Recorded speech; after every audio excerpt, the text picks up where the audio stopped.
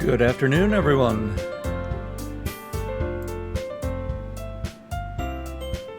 Thanks for coming to my stream. How's the game volume? Not too loud, hopefully.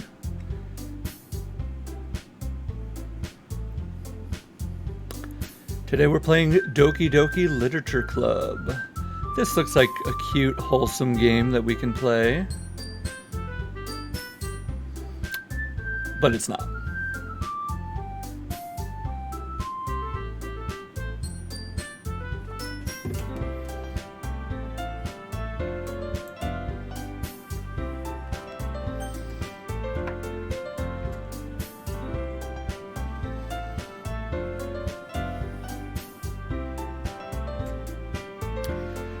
You guys get to see me read out loud, something I haven't done in probably a decade, because reading is hard. Well, reading out loud anyway.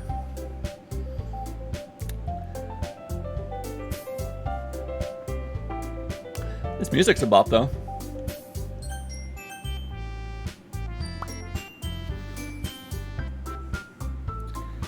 All right.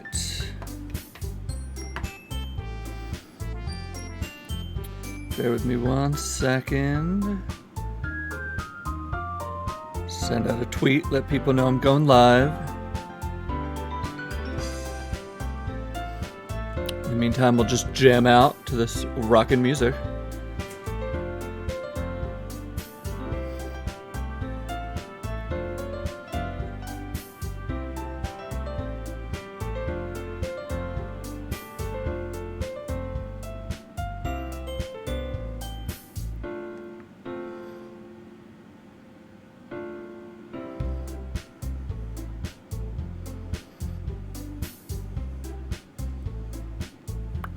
Really is some rockin' music, though.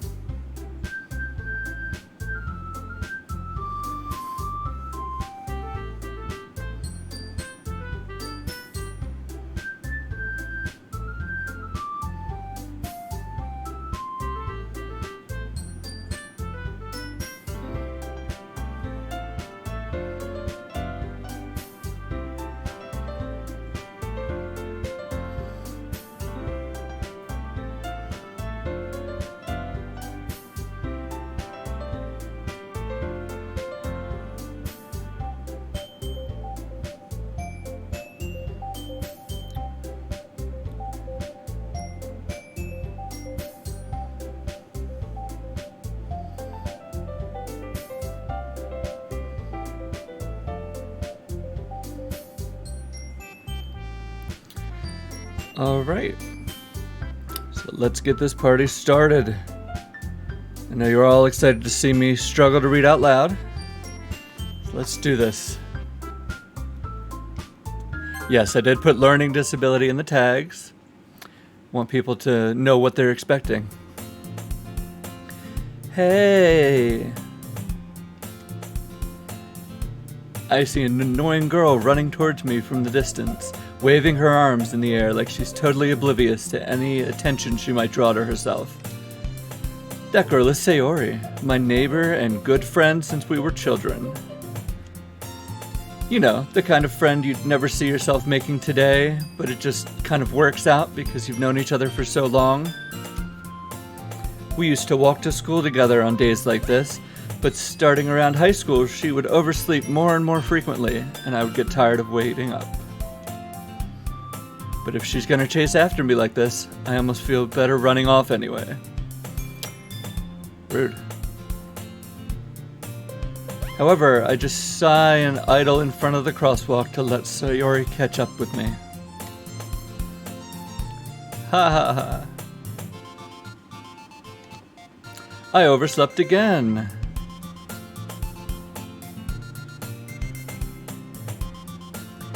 But I caught you this time. Maybe, but only because I decided to stop and wait for you. You say that like you were thinking about ignoring me. Oh, we were definitely thinking about ignoring you, Sayori.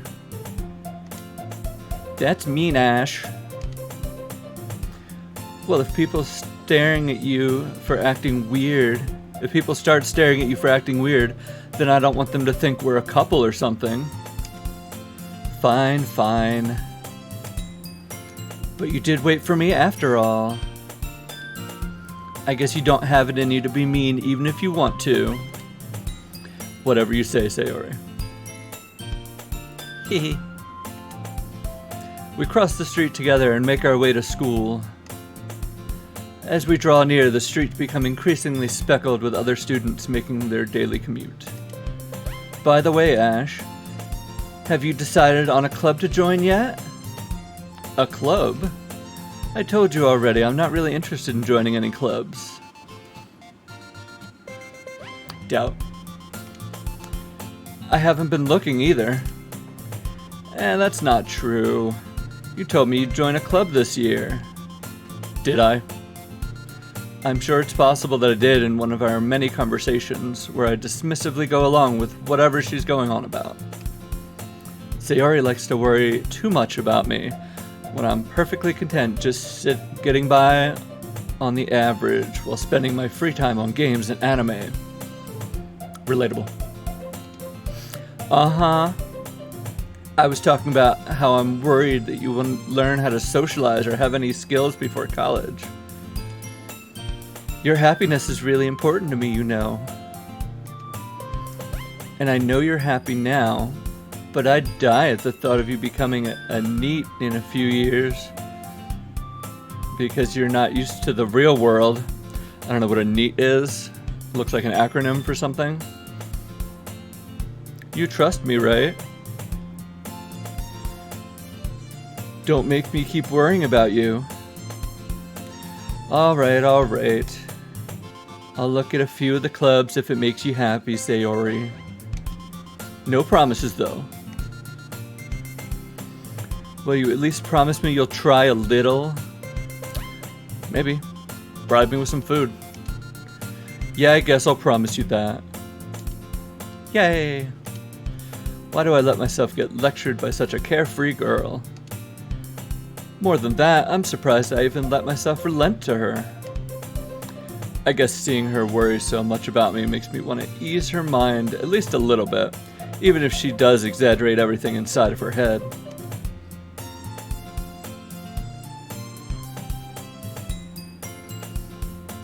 The school day is as ordinary as ever and is over before I knew it. After I pack up my things, I stare blankly at the wall, looking for an ounce of motivation. Good luck. Clubs. Sayori wants me to check out some clubs. I guess I have no choice but to start with the anime club. Yeah, I'll join the anime club. Hello? Sayori? Sayori must have come into the classroom while I was spacing out. I look around and realize that I'm the only one left in the classroom. Thought I'd catch you coming out of the classroom, but I saw you just sitting here and spacing out, so I came in. Yeah. Oh god, this game. Yeah, same, Agent Panda. Honestly, you're even worse than me sometimes. I'm impressed. You don't need to wait up for me if it's gonna make you late for your own club. Well, I thought you might need some encouragement, so I thought, you know. Know what? Well, that you could come to my club. Sayori. Yeah.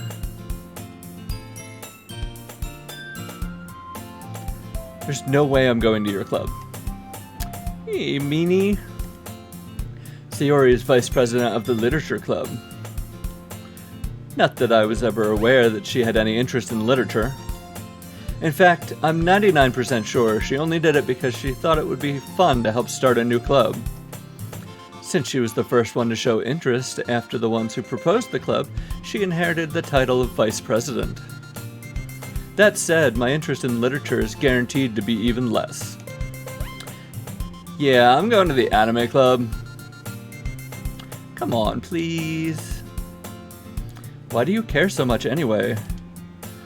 Well, kinda told the club yesterday I'd bring in a new member. And Natsuki made cupcakes and everything.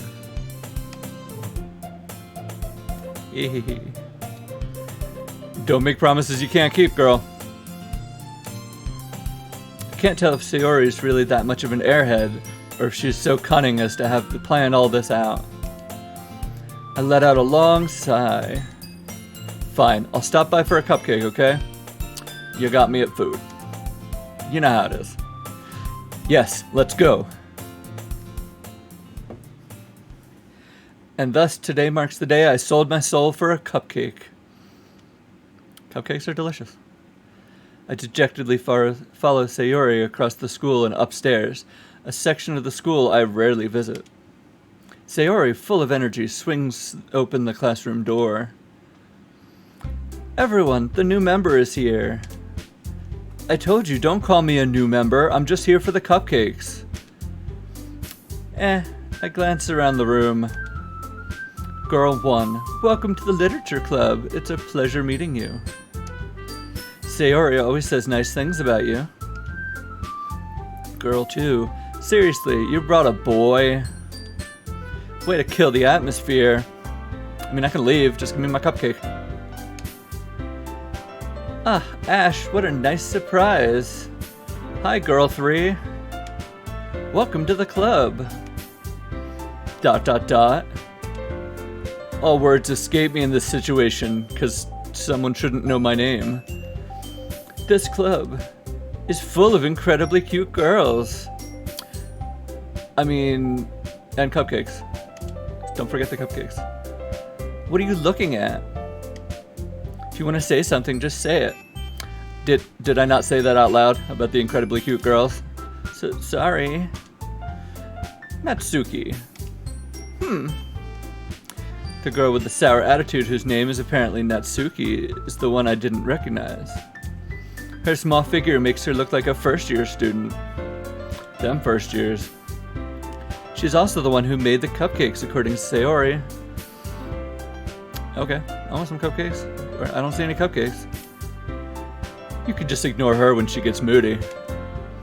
Sayori says that quietly in my ear and then turns back towards the other girls. Anyway, this is Natsuki, always full of energy. And this is Yuri, the smartest girl in the club. Don't say things like that. You want me to do voices? I can do voices. I can't do voices.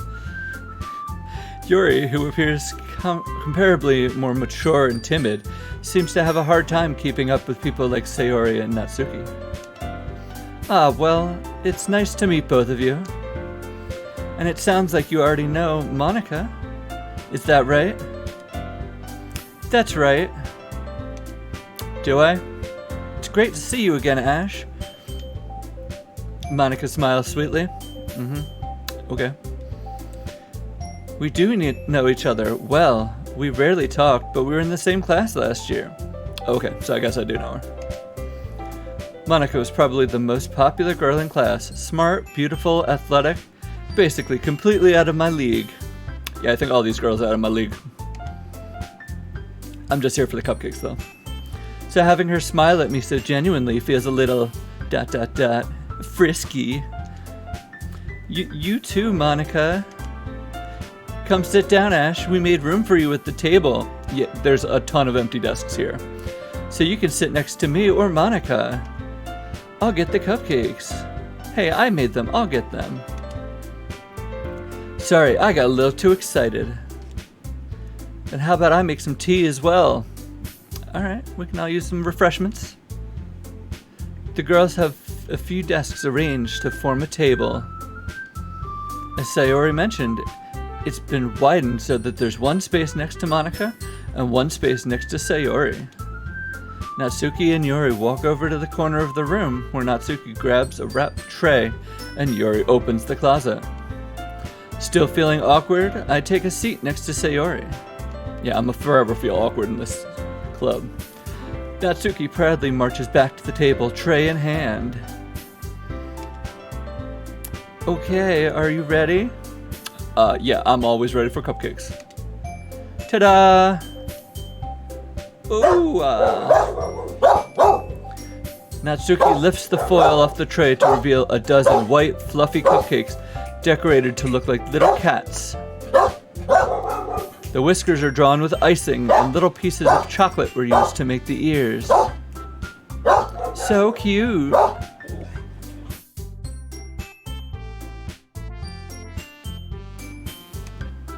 I had no idea you were so good at baking, Natsuki. Well, you know. Just hurry and take one. Sayori grabs one first, then Monica. I follow. It's delicious. Sayori talks with her mouth full and has already managed to get icing on her face. That's me. Same. I turn the cupcake around in my fingers, looking for the best angle to take a bite. You gotta do, like, geometric equations to figure out where to bite in this cupcake. Natsuki is quiet. I can't help but notice her sneaking glances in my direction. Is she waiting for me to take a bite? I finally bite down. The icing is sweet and full of flavor. I wonder if she made it herself. This is really good. Thank you, Natsuki. Why are you thanking me? It's not like haven't I heard this somewhere before? Made them for you or anything. I thought you technically did. Sayori said, well, maybe. But not for you, you know, you dummy. Alright. I give up on Natsuki's weird logic and dismiss the conversation. Yori returns to the table carrying a tea set. She carefully places a teacup in front of each of us before sitting down the teapot next to the cupcake tray. You keep a whole tea set in this classroom? Don't worry, the teachers gave us permission. After all, doesn't a hot cup of tea help you enjoy a good book? I don't know. You know I don't read. I guess. Don't let yourself get intimidated. Yuri's just trying to impress you. Seems like you're all trying to impress me. Good. Bring more food. That's not it. Insulted, Yuri looks away. I meant that, you know, I believe you. Oh, that was me. I believe you. Well, tea and reading might not be a pastime for me, but I at least enjoy tea. I'm glad. Yuri faintly smiles to herself in relief. Monica raises an eyebrow and then smiles at me. So what made you consider the literature club? Cupcakes? I was afraid of this question. Something tells me I shouldn't tell Monica I was practically dragged here by Sayori. Well, I haven't joined any clubs yet, and Sayori seemed really happy here, so... Also cupcakes. That's okay, don't be embarrassed. We'll make sure you feel right at home, okay? As president of the Literature Club, it's my duty to make the club fun and exciting for everyone. Monica, I'm surprised. How come you decided to start your own club? You could probably be a board member for any of the major clubs. Weren't you a leader of the debate club last year? Well, you know. To be honest, I can't stand all the politics around the major clubs. It feels like nothing but arguing about their budget and publicity and how to prepare for events. I'd much rather take something I personally enjoy and make something special out of it. And if it encourages others to get into literature, then I'm fulfilling that dream.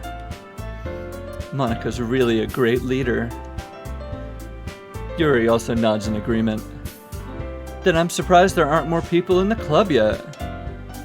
It must be hard to start a new club. You could put that away. You could put it that way. Not many people are very interested in putting out all the effort to start something brand new, especially when it's something that doesn't grab your attention, like literature. You have to work hard to convince people that you're both fun and worthwhile. but it makes school events like the festival much more important. I'm confident we can really grow this club before we graduate. Right, everyone?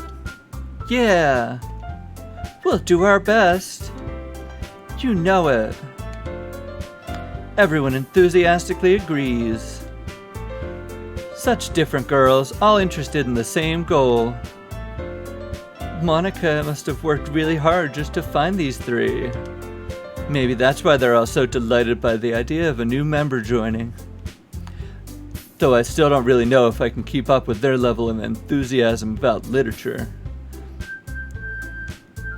So Ash, what kind of things do you like to read? Books.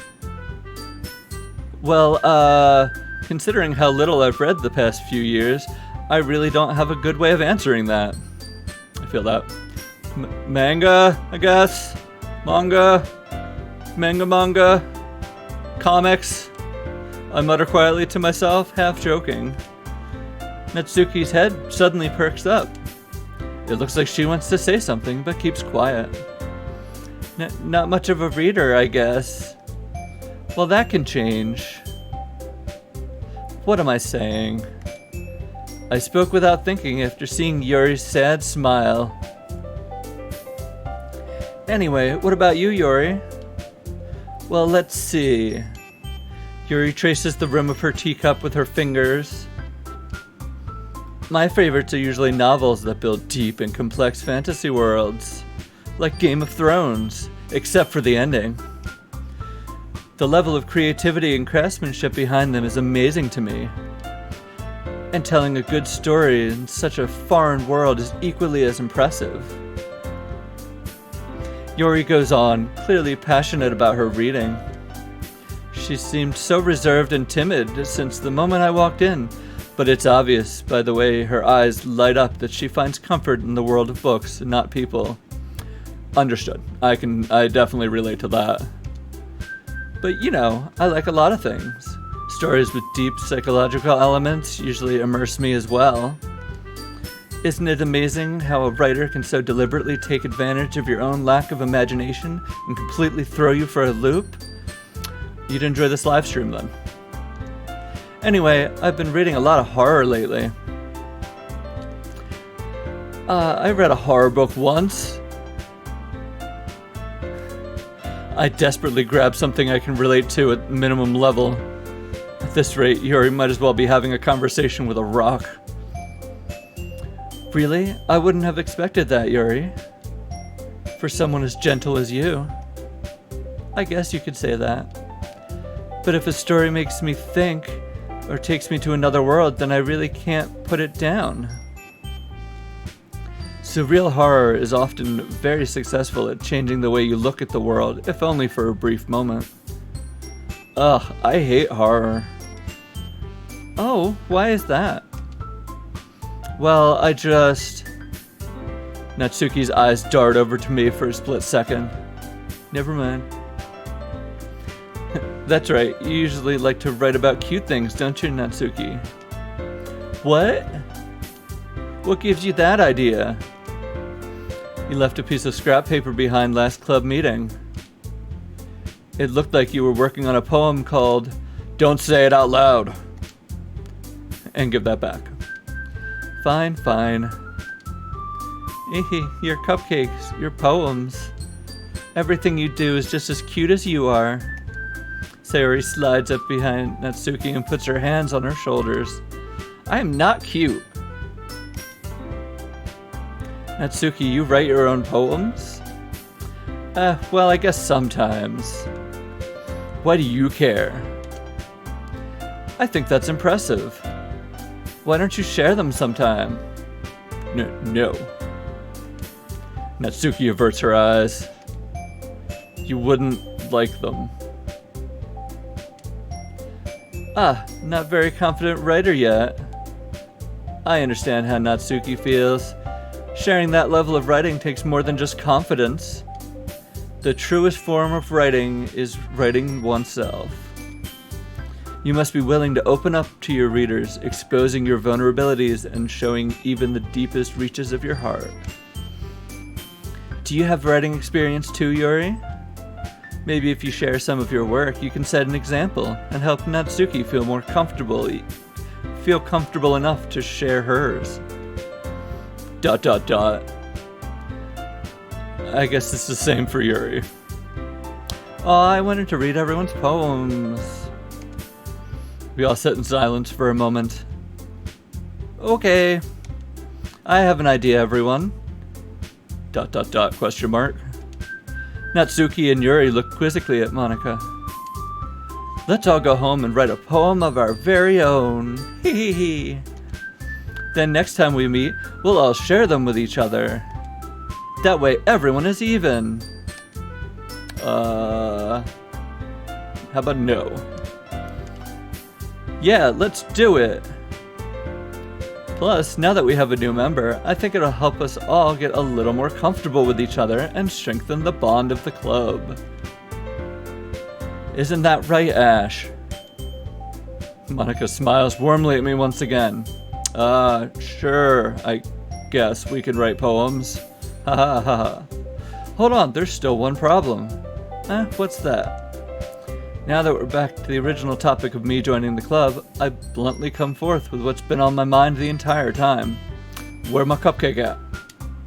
I never said I would join this club. Sayori may have convinced me to stop by, but I never made any decision. I still have the other clubs to look at, and, just not join a club. I lose my train of thought. All four girls stare back at me with dejected eyes. But... I'm sorry, I thought... Ash... You all... I'm defenseless against these girls. Simp. How am I supposed to make a clear-headed decision when it's like this?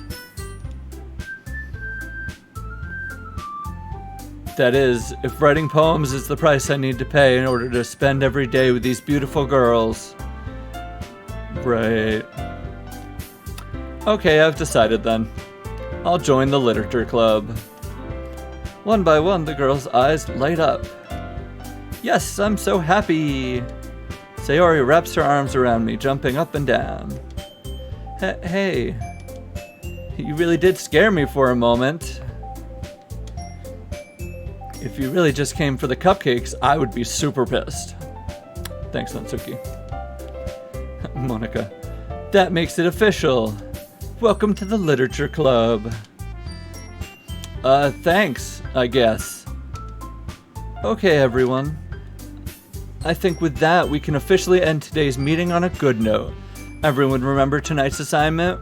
Yeah, something about a cupcake, and someone said I could take home the rest of the cupcakes with me. Write a poem to bring to the next meeting so we can all share. Monika looks over at me once more. Ash, I look forward to seeing how you express yourself. Hee hee. Yeah. Can I really impress the class star Monika with my mediocre writing skills? I already feel the anxiety welling up inside of me. Meanwhile, the girls continue to chit-chat as Yuri and Natsuki clean up their food. Hey Ash, since we're already here, do you want to walk home together? That's right, Sayori and I never walk home together anymore, because she's always stayed after school for clubs. Fine, I guess. Yay! With that, the two of us depart the club room and make our way home. The whole way, my mind wanders back and forth between the four girls. Sayori, Natsuki, Yuri, and of course Monika. Will I really be happy spending every day after school in the literature club? Perhaps I'll have the chance to grow closer to one of these girls.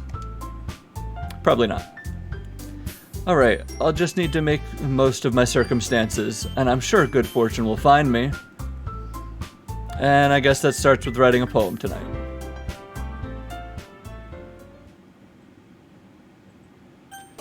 It's time to write a poem. Pick words you think your favorite club members will like. Something good might happen to whoever likes your poem the most.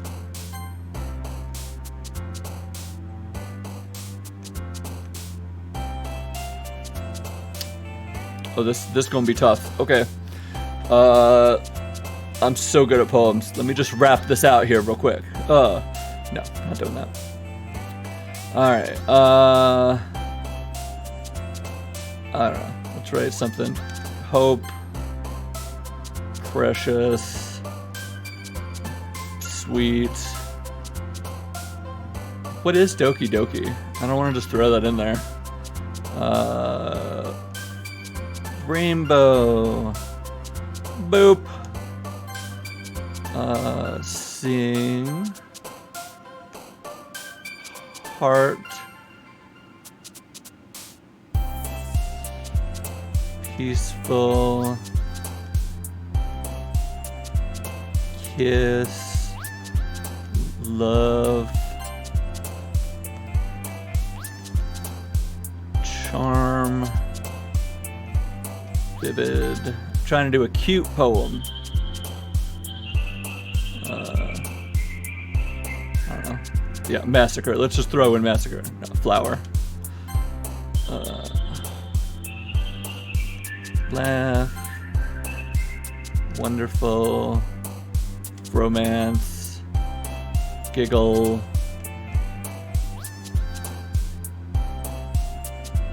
Ribbon.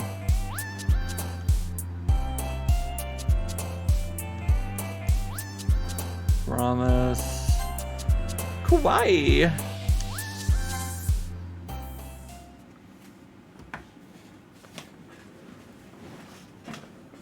I really wanted to pick Doki Doki for one of them, but did not know what that was.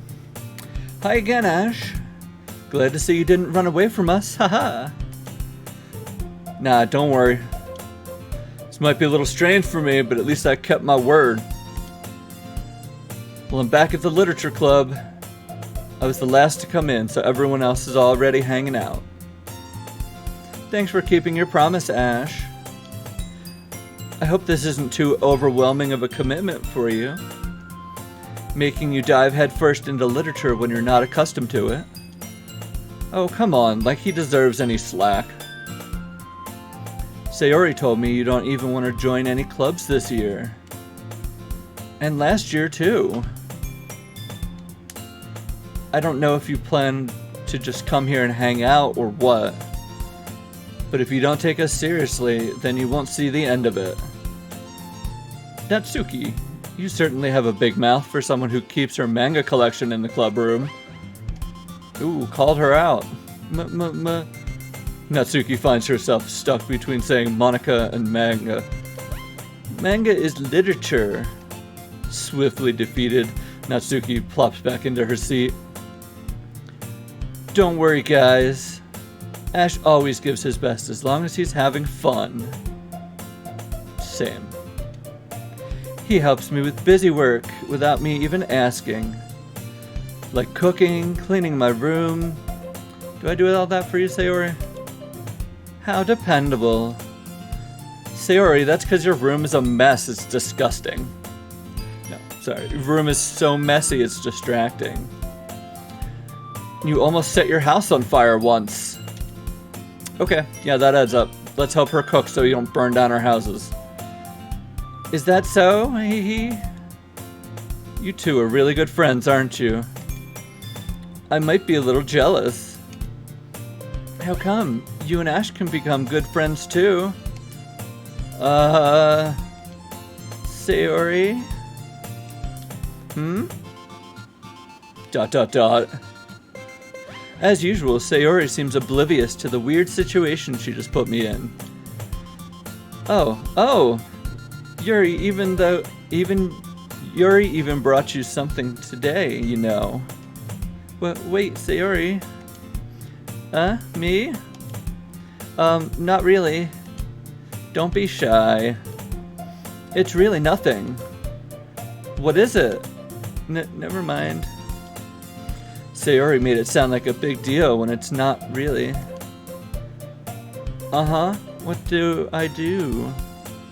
I'm sorry, Yuri, I wasn't thinking. I guess that means it's up to me to rescue the situation. Hey, don't worry about it. First of all, I wasn't expecting anything in the first place. So any nice gesture from you is a pleasant surprise. It'll make me happy no matter what. Hope it's more cupcakes. Is that so? Yeah, I won't make a big deal if you don't want it to be. Alright. Well, here. Yuri reaches into her bag and pulls out a book. Oh, gross. I didn't want you to feel left out, so I picked out a book that I thought you might enjoy. It's a short read, so it should keep your attention, even if you don't usually read. And we could, you know, discuss it if you want. Ooh, ooh. This is... How is this girl accidentally being so cute? She even picked out a book that she thinks I'll like, despite me not reading much. Hopefully it's a picture book. Yuri, thank you. I'll definitely read this. I enthusiastically take the book. Woo. Well, you can read it at your own pace. It's never gonna get read. I look forward to hearing what you think. Now that everyone's settled in, I expect Monica to kick off some scheduled activities for the club. But that doesn't seem to be the case. Sayori and Monica are having a cheery conversation in the corner. Yuri's face is already buried in a book.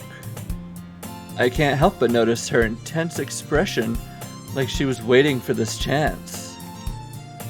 Meanwhile, Natsuki is rummaging around in the office, in the closet. Getting her manga, I guess. Man, looks like no one wants to be bothered today. That's my ideal club. Just don't bother me. I slump down into the nearest desk. How am I supposed to occupy myself with something literature related by myself like this? I guess I could always read some of the book Yuri gave me. But I'm feeling a little too tired to read it. Maybe I'll just nap at this desk. I could probably fall asleep right now. Same. I close my eyes and end up listening in on Sayori's conversation with Monica. We're probably gonna seem really lame compared to all the other clubs, though. Well, we can't give up. The festival's our only chance to show everyone what literature's all about. I think most people know what literature's all about, and it's reading. The problem is that the idea of a literature club sounds too dense and intellectual. But it's not like that at all, you know? We just need a way of showing that to everyone. Something that speaks to their creative minds. That doesn't solve the problem, though. What do you mean? Even if we come up with the most fun thing ever, nobody will come in the first place if it's a literature event. So it's more important to figure out how to get people to show up in the first place, you know? And after they come, we can do the thing to speak to their creative minds. What's this? Sayori is talking about this really seriously. It's taking this really seriously. It's rare to hear her deliberate like this. Huh, that's a good point. In that case, do you think food will do the trick? She knows. Monica knows what's up. But what kind? Well, I guess we could... Cupcakes! Good thinking. Natsuki would love to do that. Hook me up with some cupcakes, Natsuki. You're right. Natsuki makes the best cupcakes. That works out perfectly. That wasn't why you suggested it? Cupcakes speak to my creative tummy. Yeah, agreed. Cupcakes it is then. I'm hungry. Anyway, we still need to work out the details of the event itself. I find myself smiling. In the end, Sayori is still her usual self. But therein lies the unexpected reason I admire her.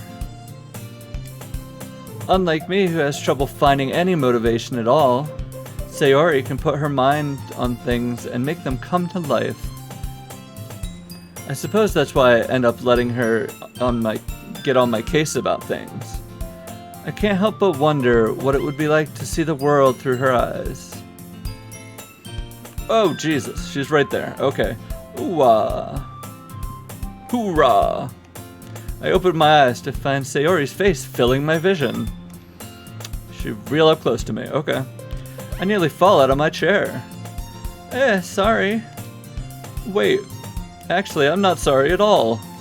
Okay, rude. It's your fault for sleeping like that. Why were you so up in my face? This isn't the napping club. Is there a napping club? Is that a thing? Where do I sign up? Does our school have a napping club? Same. Does our school have a napping club? You're staying up late again, aren't you?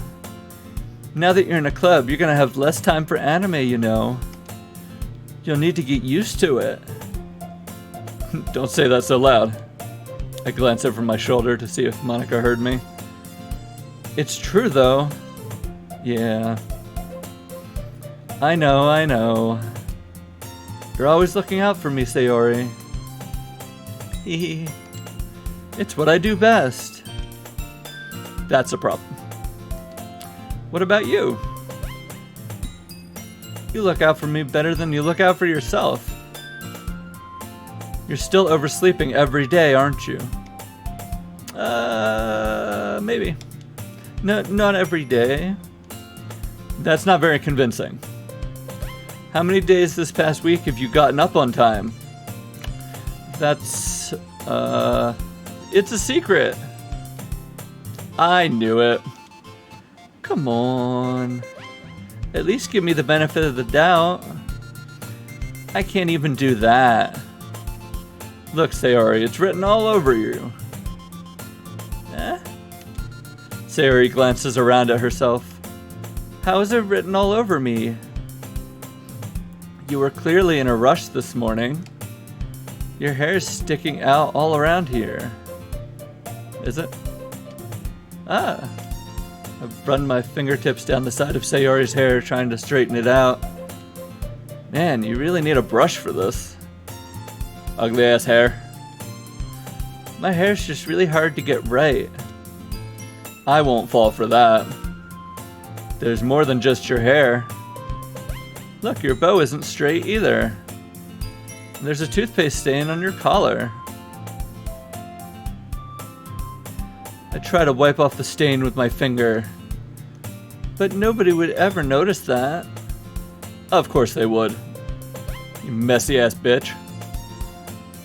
Nobody's gonna tell you about it because they don't want to embarrass you. Fortunately, I really don't care about that. I'm gonna embarrass you hardcore. Hey, you meanie. And you don't even keep your blazer buttoned up.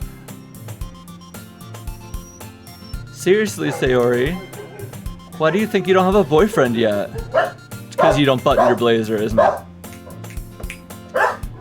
That's super mean.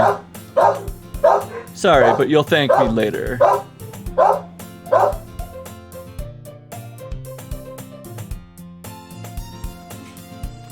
I start to button her blazer from the bottom. Once you see how much better it looks, you'll change your mind. Ehehe. Yeah, okay. This is so funny. What is? Well, I was just thinking how weird it is to have a friend who does these kind of things. Be's a creep. A friend who's a creep and buttons up other people's shirts. Yeah. Same.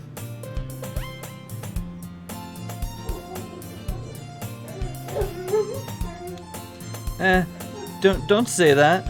You'll make me feel weird about it. Stop, stupid. It's okay though. I'm happy we're like this. Can we change this camera view?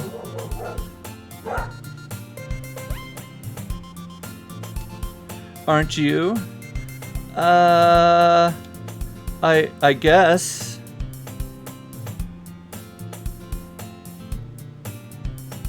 Hey, be careful. The button might come off. Why is this one so hard to close?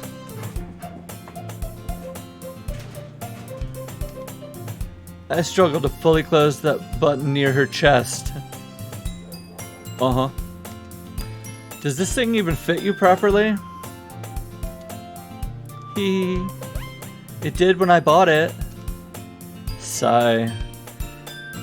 If you ever buttoned it, you would have noticed sooner it doesn't fit you anymore. What are you smiling about? It means my boobs got bigger again. Don't say that out loud. Anyway, you look much better now. So get your messy ass together. Why does it feel so strange to see Sayori's blazer buttoned up like that? But it's so stuffy. Ooh. It's not worth it at all. Sayori hastily unbuttons her blazer once more. Phew! That's so much better. Sayori puts her arms out and twirls around.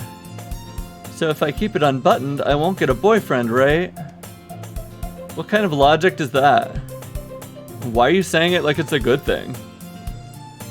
Because if I had a boyfriend, then he wouldn't even let you do things like this.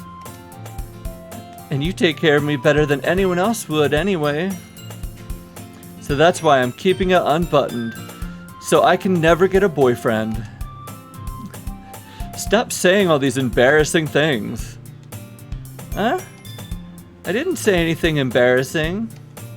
Jeez. Well, anyway, just focus on trying to wake up a little earlier. Get your messy self together. If only you focus, only if you focus on going to bed earlier. Ooh, yeah, nah, we good. Fine, fine. It's a deal. I guess we really are better at taking care of each other than we are at taking care of ourselves. Yeah, I guess so, huh? So maybe you should come wake me up in the morning. You're doing it again, Sayori. Oh, but I was joking that time. Man, it's impossible to tell with you sometimes. Okay, everyone. Eh? Monika suddenly calls out. Why don't we share the poems we wrote now? Yay! Ash, I can't wait to read yours. Yeah, same. I fail to sound enthusiastic, but Sayori still trots away to retrieve her poem. By the way, did you remember to write that poem last night? Yeah, I didn't have a choice. My relaxation ends. I can't believe I agreed to do something so embarrassing. I couldn't really find much inspiration since I've never done this before. Well, now that everyone's ready, why don't we find someone to share with? I can't wait. Sayori and Monika enthusiastically pull out their poems. Sayori's is on a wrinkled sheet of loose leaf torn from a spiral notebook. On the other hand, Monika wrote hers on a composition notebook. I can already see Monika's pristine handwriting from where I sit. Natsuki and Yuri reluctantly comply as well, reaching into their bags. I do the same myself. Who should I show my poem to first?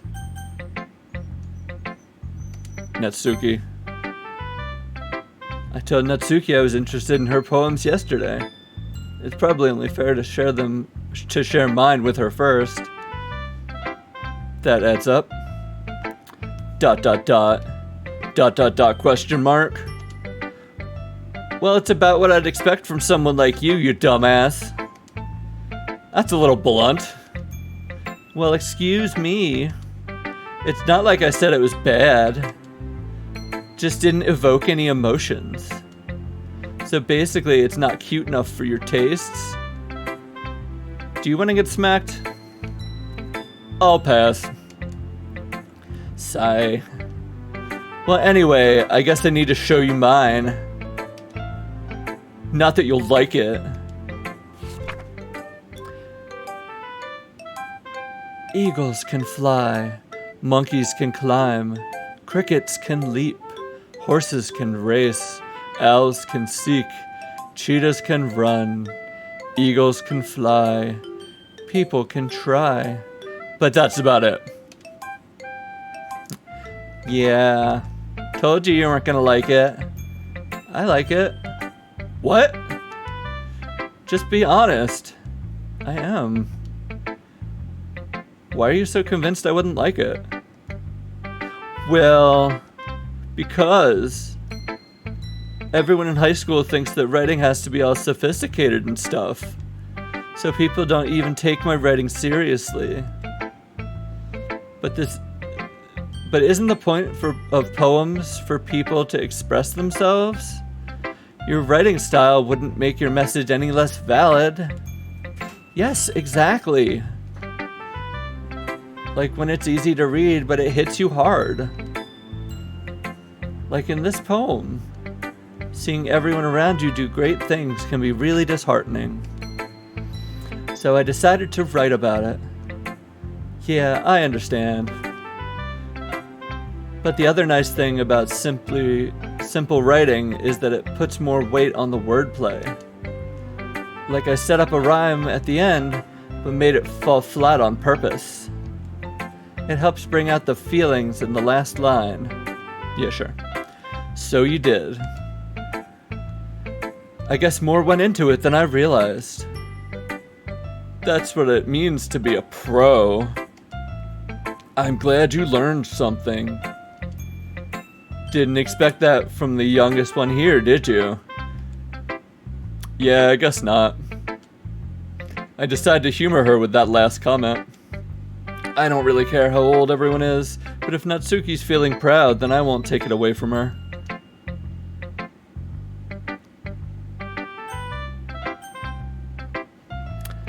Let's show it to Sayori next.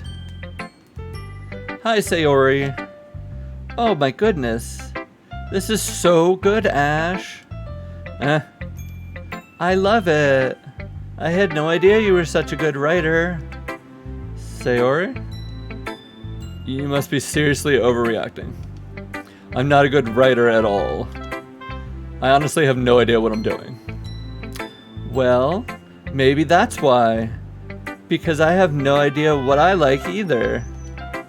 Aha. Jeez. I'm sure Yuri's opinion has to be more constructive than this. Are you sure you don't like it just because I wrote it? Well, I'm sure that's part of it. I think I understand you better than a lot of people, you know. So when I read your poem, it's not just a poem. It's an Ash poem. And that makes it feel extra special. Like I can feel your feelings in it. Feel the feelings? Sayori hugs the sheet against her chest. You're so weird, Sayori. Hee. I'm really happy that you wrote one. Just reminds me of how you're really a part of the club now. Not to mention the fact I'm standing in front of you in the club room, but okay. Well, of course. I'm not really into it yet, but that doesn't mean I'll break my promise. See? Just like I said before, Ash, deep down, you're not selfish at all, you know? Trying new things like this for other people, that's something that only really good people do. Thanks, Sayori. I'm not sure if Sayori sees the full picture of my motive here, but then again, I can't deny she's part of the reason I joined. Knowing how much this means to her and all. Yeah, I'm gonna make sure you have lots of fun here, okay? That'll be my way of thanking you. Alright, I'm gonna hold you to that then. Yay! Now you'll read my poem too, right? Do I have to? Don't worry, I'm really bad at this. That's fair. We'll see about that. Dear sunshine, the way you glow through my blinds in the morning, it makes me feel like you missed me, kissing my forehead to help me out of bed, making me rub the sleepy from my eyes. Are you asking me to come out and play? Are you trusting me to wish a rainy day? I look above, the sky is blue. It's a secret, I trust you too. If it wasn't for you, I could sleep forever, but I'm not mad. I want breakfast. Yeah, same. This is just a guess, but did you wait until this morning to write this? No. Just a little bit. You can't answer just a little bit to a yes or no question. I forgot to do it last night. Well, at least that makes me feel a little better about myself. Don't be mean. I still tried my best. Yeah. Didn't mean to say it was a bad poem. It came out nice, or how should I put it? It sounds just like you. Really? Yeah. Especially that last line. I made eggs and toast. Even though you were late to school. It's bad to skip breakfast. I get all cranky. I guess there's no point in arguing. Anyway, thanks for showing me. This was so much fun. Monica's the best. Yeah. But next time I won't forget. And I'm gonna write the best poem ever. Well, I guess I look forward to it or something. I don't know. Who should I show my poem to next? Let's show it to Monica. She is the president. Hi, Ash. Having a good time so far? Yeah. Good, glad to hear it. By the way, since you're new and everything, if you ever have any suggestions for the club, like new activities or things we can do better, I'm always listening. I'm always listening. Don't be afraid to bring things up, okay? Alright, I'll keep that in mind. Of course I'll be afraid to bring things up. I'm much better off just going with the flow until I'm more settled in. Anyway, want to share your poem with me? It's kind of embarrassing, but I guess I have to. Ha ha ha ha. Don't worry, Ash. We're all a little embarrassed too, you know. But it's that sort of barrier we'll all learn to get past soon. Like me reading out loud, and I hate it. Yeah, that's true. I hand Monica my poem. I like this one. It makes me think of something Sayori would like. Is that so? You and Sayori are really good friends, right? I wouldn't be surprised if you had those sort of things in common. Well, we may be good friends, but Sayori and I are actually really different. Well, that may be the case, but maybe there are also some similarities you wouldn't expect. Like the way she talks about you. It sounds like the two of you really care about each other's well-being. Even if you show it in different ways, it ends up being more similar than you would think. So I think that's the kind of vibe I get when reading your poem. You sure you're not reading too much into it? I could be. Oh gosh, it sounds like Yuri. I sound like Yuri. But in any case, Sayori's writing has the kind of gentle feel to it. I can tell she likes exploring with emotion like happiness and sadness. Who knew that someone so happy would enjoy sad things too? Yeah, totally unexpected. Well, to each their own. And you shouldn't be afraid to experiment a little bit either. I'm sure I'll end up trying different things a lot. Thanks. It could take a while before I feel comfortable doing this. That's okay. I'd love to see you try new things. That's the best way to find what kind of style suits you. Everyone else might be a little biased towards their own kind of styles, but I'll always help you find what suits you the most. So don't force yourself to write the way everyone else wants you to write. It's not like you have to worry about impressing them or anything. Ha ha ha, you only impress me. Ha ha ha ha ha. Anyway, do you want to read my poem now? Don't worry, I'm not very good. You sound pretty confident for someone who claims not to be very good. Well, that's because I have to sound confident. That doesn't mean I always feel that way, you know. Yeah, I see. Well, let's read it then. Hole in the wall. It couldn't have been me. See, the direction the spackle protrudes. A noisy neighbor, an angry boyfriend. I'll never know, I wasn't home. I peer inside for a clue. No, I can't see. I'm real blind, like a film left out in the sun. But it's too late, my retina's already scorched with a permanent copy of the meaningless image. It's just a little hole, I wasn't too bright. It was too deep, stretching forever into everything, a hole of infinite choices. I realize now that I wasn't looking in, I was looking out. And he, on the other side, was looking in. Alright. So what do you think? It's very freeform, if that's what you call it. Sorry, I'm not really the right person to ask for feedback, because I hate it. That's okay. Yeah, that's kind of this... Yeah, that kind of style has gotten pretty popular nowadays. That is, a lot of poems have been putting emphasis on the timing between words and lines. When performed out loud, it can be really powerful. Yeah, you shouldn't have made me read it then. What was the inspiration behind this one? Well, I'm not sure if I know how to put it. I was watching you through your wall.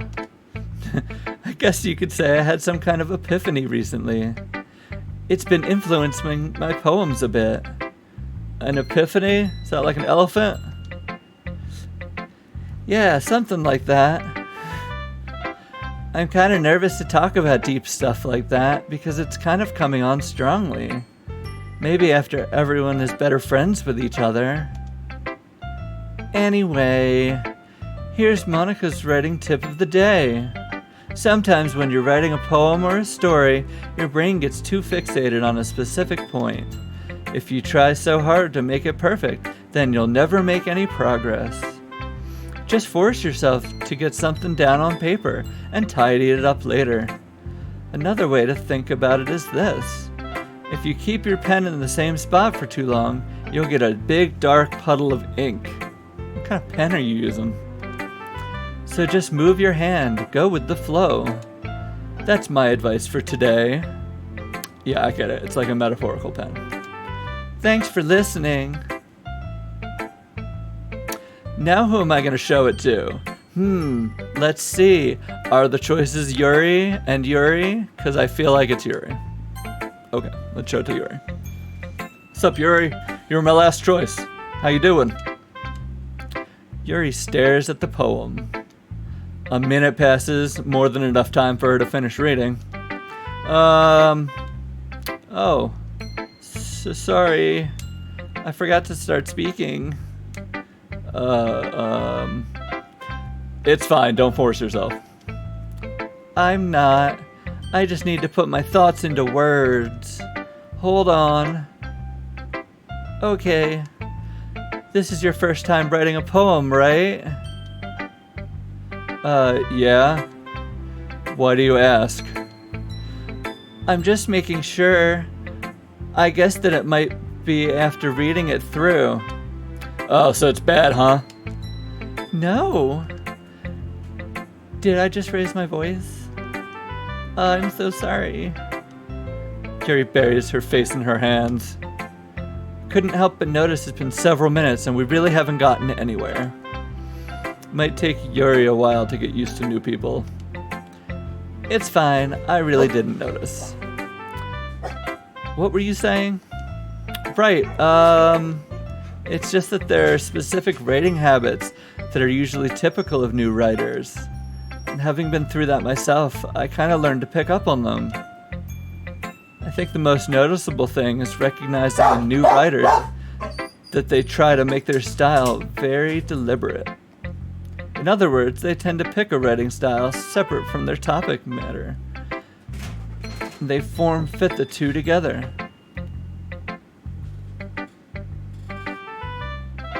And my dog's outside somehow. Okay. The end result is that both the style and the expressiveness are weakened. Once Yuri finds her train of thought, it's as if her demeanor totally changes.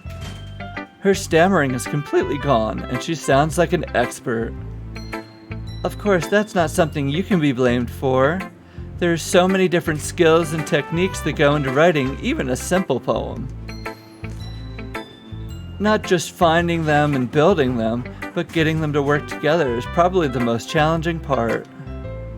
It might take you some time, but it all comes with practice, and learning by example, and trying new things. I also hope that everyone in the club gives you valuable feedback. Natsuki can be a little biased, though. Biased? How? Well, never mind. I shouldn't be talking about people like that. Sorry. It's fine. I'm not sure if Yuri is apologizing to herself or to Natsuki. Do you mind if I read your poem now? Please do. I'd love to share my thought process behind it.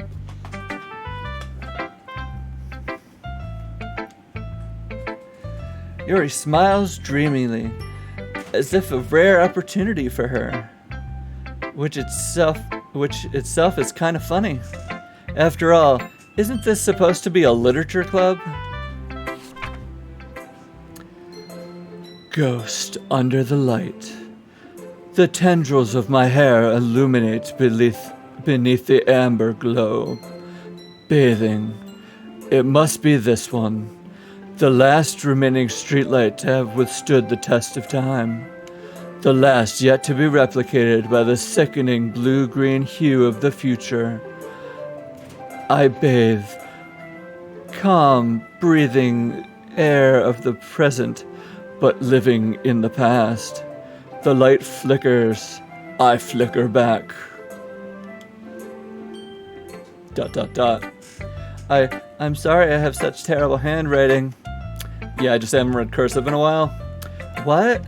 I wasn't thinking that at all. But it took you so long to read. Listen, I'm a slow reader, okay? Ah. Well, I just don't read script very often. I actually think your handwriting is pretty. Eh? That's a relief. Also, I liked your poem, or whatever.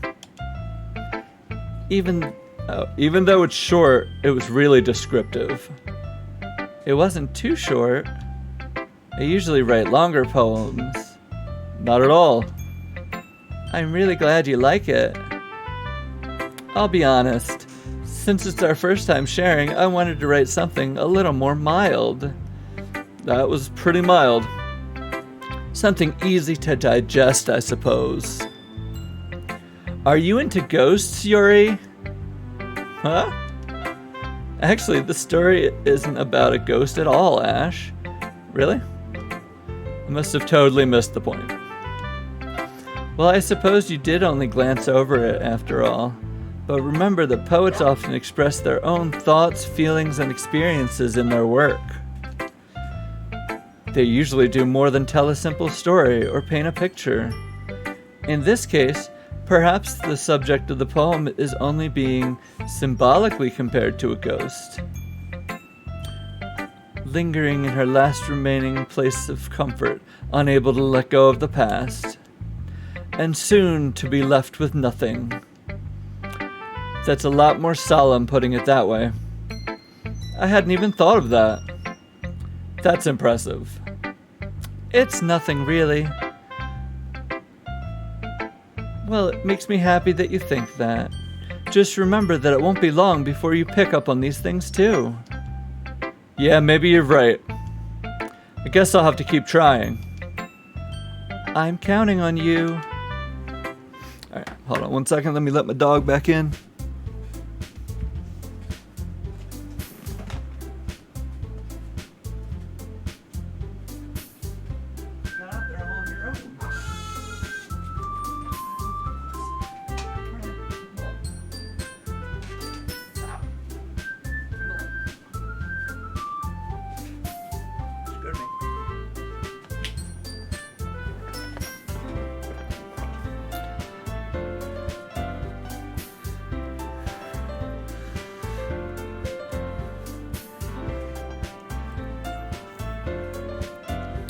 Phew.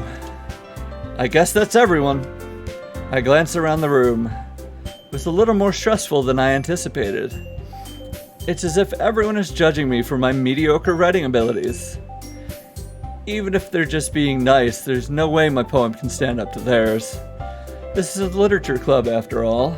I sigh.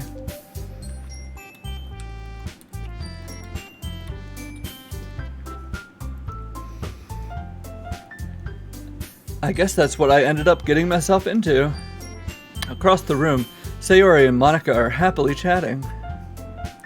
My eyes land on Yuri and Natsuki. They gingerly exchange sheets of paper, sharing their respective poems. As they read in tandem, I watch each of their expressions change. Natsuki's eyebrows furrow in frustration. Meanwhile, Yuri smiles sadly.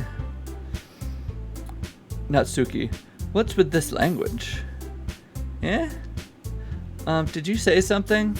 Oh, it's nothing. Natsuki dismissively returns the poem to the desk with one hand. I guess you could say it's fancy. Ah, thanks. Yours is cute? Cute. You just compare... Did you completely miss the symbolism or something? It's clearly about the feeling of giving up. How can that be cute? I know that. I just meant the language, I guess. It's trying to say something nice. You mean you have to try that hard to come up with something nice to say? Thanks, but it really didn't come out that nice at all. Oh. Well, I do have a couple suggestions. If I was looking for suggestions, I would have asked someone who I actually liked. Oh. If I was looking for suggestions, I would have asked someone who actually liked it. Which people did, by the way, you bitch. Sayori liked it, and Ash did too. So based on that, I'll gladly give you some suggestions of my own. First of all, how about you fuck off? Excuse me. I appreciate the offer, but I spent a long time establishing my writing style. I don't expect it to change anytime soon, unless of course I come across something particularly inspiring. Which I haven't yet. And Ash liked my poem too, you know. He even told me he was impressed by it. Natsuki suddenly stands up. Oh?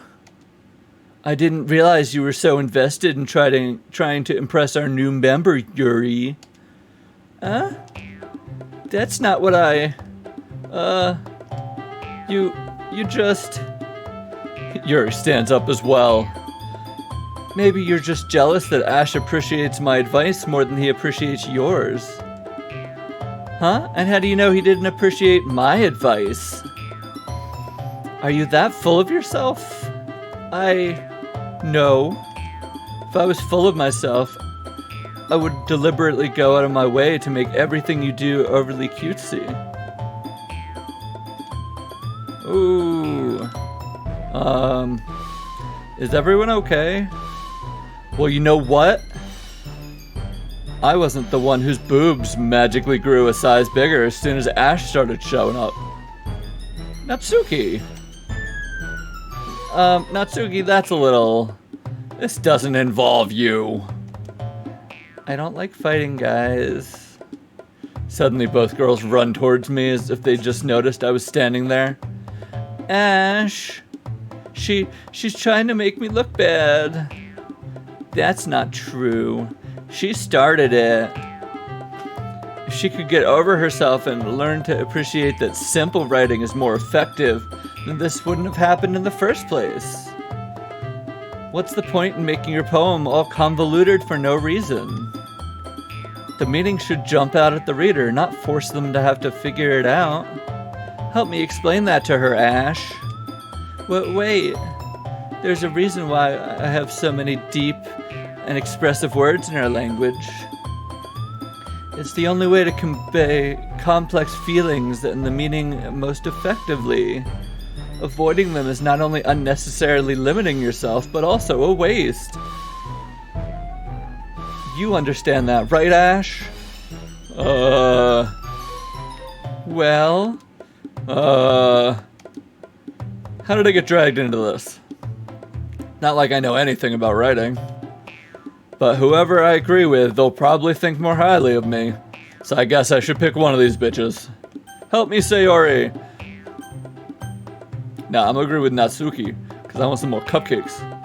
Want some of that cupcake, you know what I'm talking about? Yuri? You're really talented. Well... But Natsuki has a point. I think that I racked my brain in an attempt to back myself up. I think that conveying feelings with few words can be just as impressive as well. It lets the reader's imagination take over. And Natsuki's poem did a really good job at that. Yeah. Suck it, Yuri. It did, didn't it? Ha ha ha. Shows how much you know. That's not... Natsuki. I think that's enough. Huh? Me? But she was so mean to me. Natsuki's voice whines. Look. What we talked about yesterday was right. Writing is a really personal thing. And sharing it can definitely be hard. Looks like we're learning that today. Even small criticisms can lead to something pretty heated. I glance over my shoulder. Sayori is nodding vigorously. Yeah, so... You don't need to feel threatened. You're a great writer, Natsuki. Natsuki's voice gets caught in surprise. Thanks for noticing, senpai. Ooh ooh. She finally mutters that barely audible voice. Yuri? Yuri looks at me dejectedly. With a face like that, I can't help but feel bad for her as well. I'm sure Natsuki didn't mean everything she said, so you don't need to feel threatened either. Well, if you say so. Hey. Not like you need to apologize for me, Ash. Sheesh. Natsuki takes a breath. The thing about... Ooh. Natsuki glances around the room. Would everyone stop staring at me? Unsurprisingly, Natsuki has a harder time with it than she boasts. Sayori and Monica look away. Anyway, the thing about your boobs, I didn't mean it, okay? That's all. They're nice boobs. Keep boobing them around. Natsuki looks away, avoiding eye contact with anyone. Yeah, you're naturally beautiful, Yuri. Sayori. ... I'll go make some tea. I was just trying to help. I'm sure she appreciates it, Sayori. I pat Sayori on the shoulder. Good, Sayori. Thank you for helping. Well, now that we're past that, everyone's read each other's poems, right? I hope it was worthwhile for everyone. Especially you, Ash. And to be honest, it's a nice change of pace from the lazing around we got a little too used to. So me joining the club was responsible for ruining the atmosphere. Thanks. No, not at all. There's still time before we go home, so we'll relax a bit. Of course, besides chatting, we do literature-related things in the club room, so maybe you can take the chance to pick up a book or do some writing. After all, that's what the club is for. I disagree, Monica. About what? That's not the most important thing about the literature club. The most important thing is having fun. Of course. Well, I guess that's why you're the vice president, Sayori. Hee hee. In the end, though, Monica's right.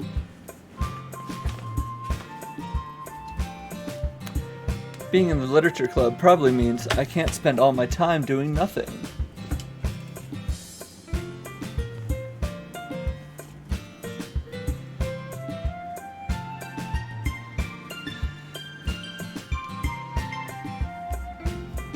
But in the end, I guess it's been worth it so far. Okay, everyone. It's just about time for us to leave. How did you all feel about sharing poems? It was a lot of fun. Well, I'd say it was worth it. It was alright. Well, mostly. Ash, how about you? Yeah, I'd say the same. It was a neat thing to talk about with everyone. Awesome!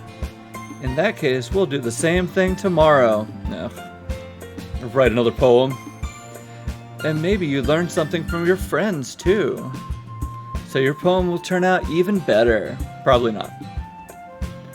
I think to myself, I did learn a little more about the kinds of poems everyone likes.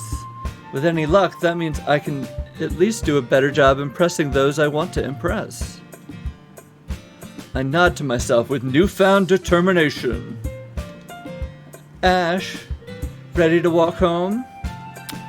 Of course, Sayori. Sure, let's go. Hee hee. Sayori beams at me. It truly has been a while since Sayori and I have spent this much time together. I can't really say I'm not enjoying it either. I guess Sayori, about what happened earlier. What do you mean? You know, between Yuri and Natsuki. Does that kind of thing happen often? No. That's really the first time I've seen them fight like that. I promise they're both wonderful people. You don't hate them, do you? No, I don't hate them. I just wanted your opinion is all. I can see why they'd make good friends with you. Phew. You know, Ash, it's been nice that I get to spend time with you in the club, but I think seeing you get along with everyone is what makes me the happiest. And I think everyone really likes you too.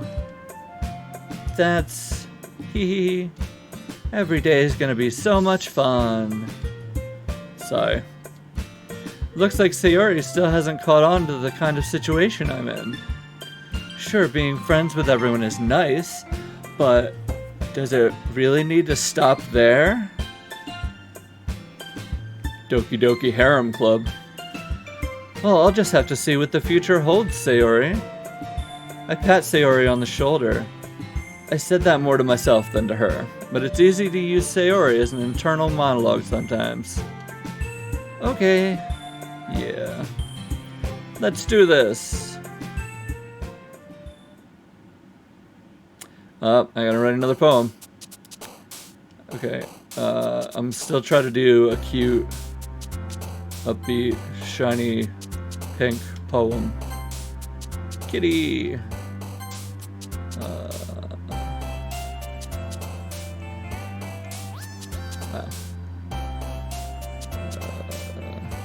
Ocean, I guess. Landscape.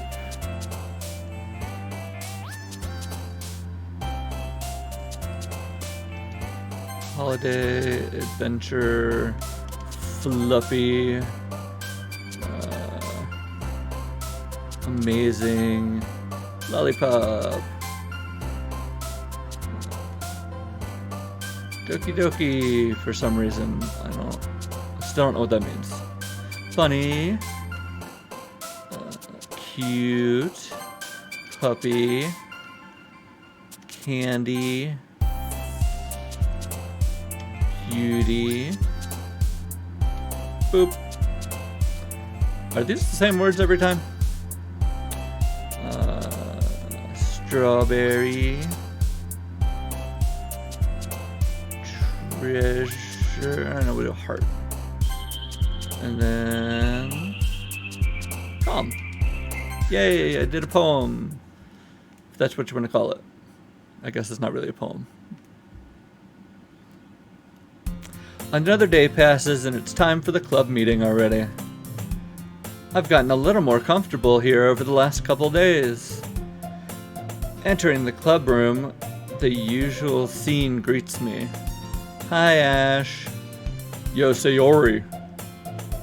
Looks like you're in a good mood today. Hehe.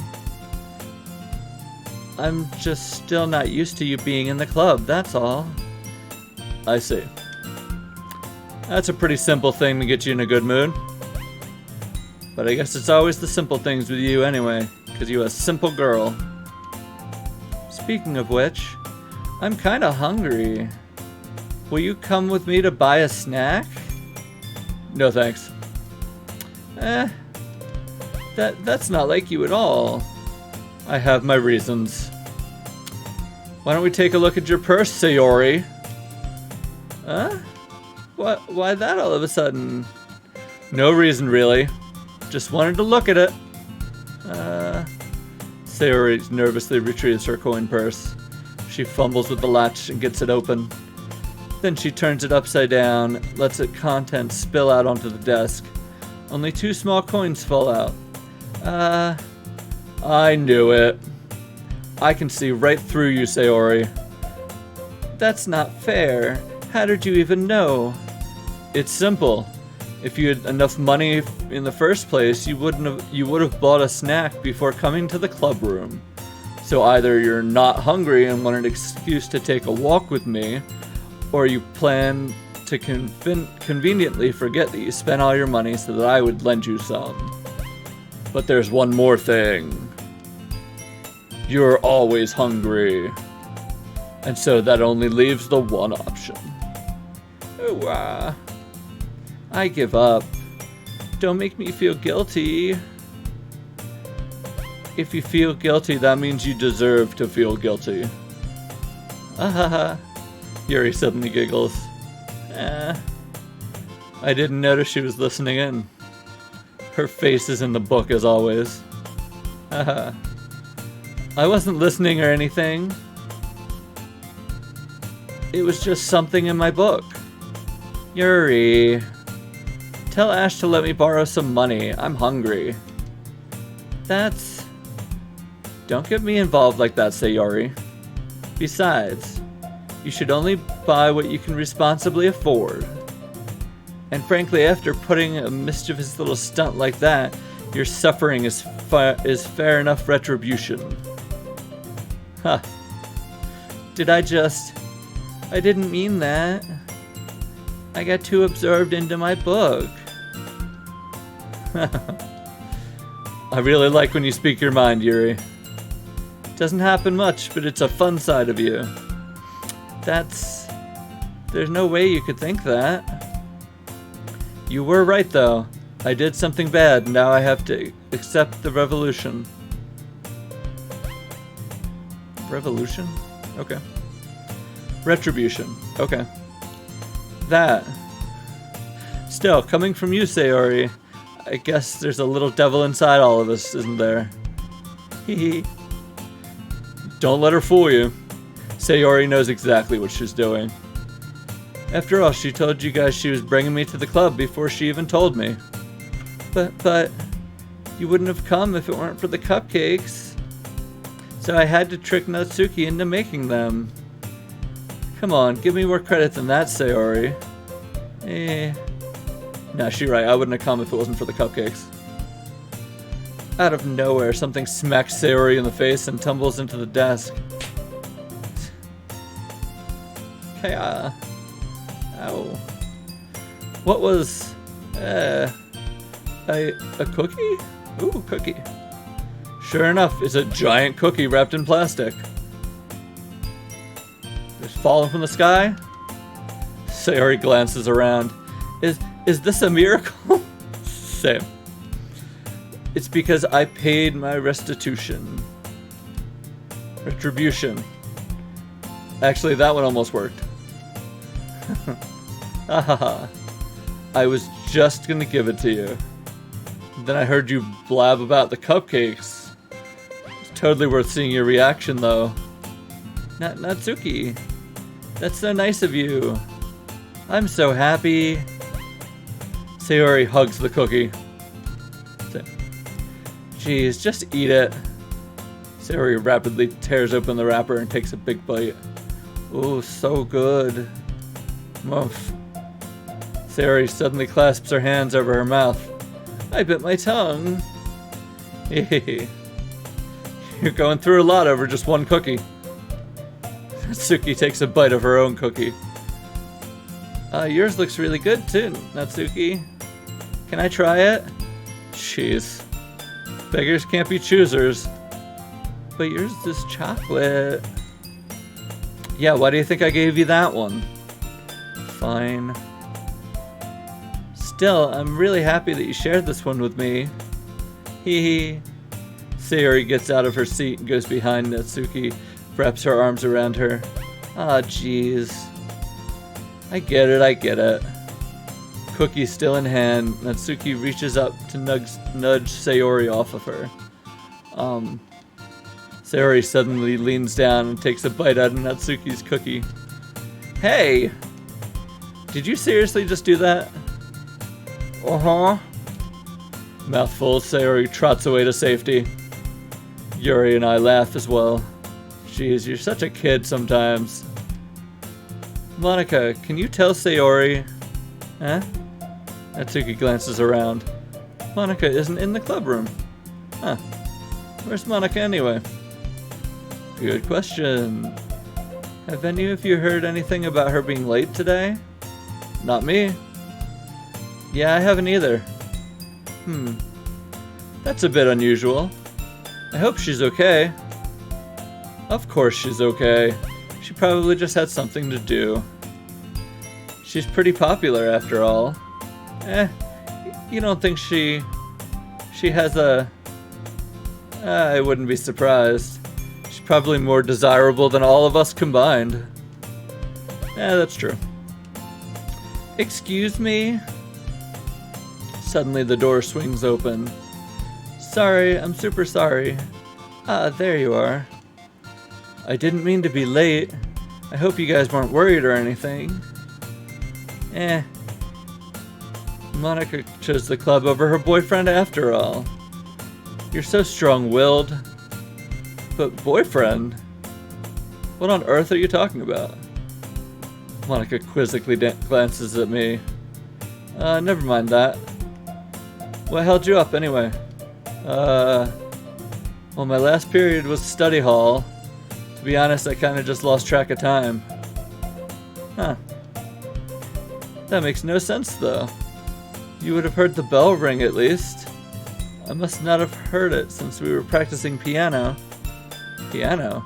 I wasn't aware you played music as well, Monika. I don't really. I just kind of started recently. I've always wanted to learn piano. That's so cool. You should play something for us, Monika. That's... Monika looks at me. Maybe once I get a little bit better, I will. Yay! That sounds cool. I'd also look forward to it. Is that so? In that case, I won't let you down, Ash. Monika smiles sweetly. Didn't mean any pressure or anything like that. Don't worry. I've been practicing a whole lot recently. I'd love the chance to share once I'm ready. I see. In that case, best of luck. Thanks. So I didn't miss anything, did I? Not really. I chose to leave out Sayori's mischievous escapade. I'm sure Natsuki will end up complaining to her anyway. It looks like everyone has already settled down. Sayori somehow already finished her entire cookie. Yuri's back to her book, and Natsuki disappeared into the closet.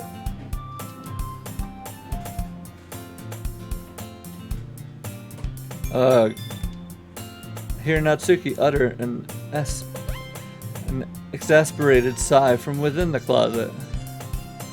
She seems to be annoyed by something. I approach her in case she needs a hand.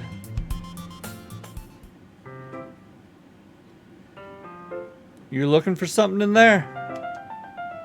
Freaking Monika. She never puts my stuff back in the right spot. What's the point in keeping your collection organized if someone else is gonna mess it up? Natsuki slides a bunch of stacked books and boxes across the shelf. Manga? You read manga, right? Sometimes. Manga is one of those where you can't admit you're really into it until you figure out where the other person stands. How did you know, anyway? I heard you bring it up at some point. Besides, it's kind of written on your face. What's that supposed to mean? I see. There's a lone volume of manga amidst the stacks of various books on the side of the shelf. Curious, I pull it out of the stack. There it is. Natsuki snatches it out of my hand. She then turns to a box of manga, slips the volume right into the middle of the rest. Ah, much better. Seeing a box set with one book missing is probably the most irritating sight in the world. I know that feeling. I get a closer look at the box set she's admiring. Parfait Girls? It's a series I've never heard of in my life. That probably means it's either way out of my demographic or is simply terrible. If you're gonna judge, you can do it through the glass on that door. She points to the classroom door. Hey, I wasn't judging or anything. I didn't even say anything. It was the tone of your voice. But I'll tell you one thing, Ash. Consider this a lesson straight from the Literature Club. Don't judge a book by its cover. In fact, Natsuki pulls out the first volume of Parfait Girls from the box. I'm going to show you exactly why. She shoves the book right into my hands. Ah. I stare at the cover. It features 4 girls in colorful attire, striking animated feminine poses. It's exceedingly Mo. Don't just stand there. Ooh ah. Natsuki grabs my arm and pulls me out of the closet. She then takes a seat against the wall beneath the windowsills. She pats on the ground next to her, signaling me to sit there. Wouldn't chairs be more comfortable? Take my seat.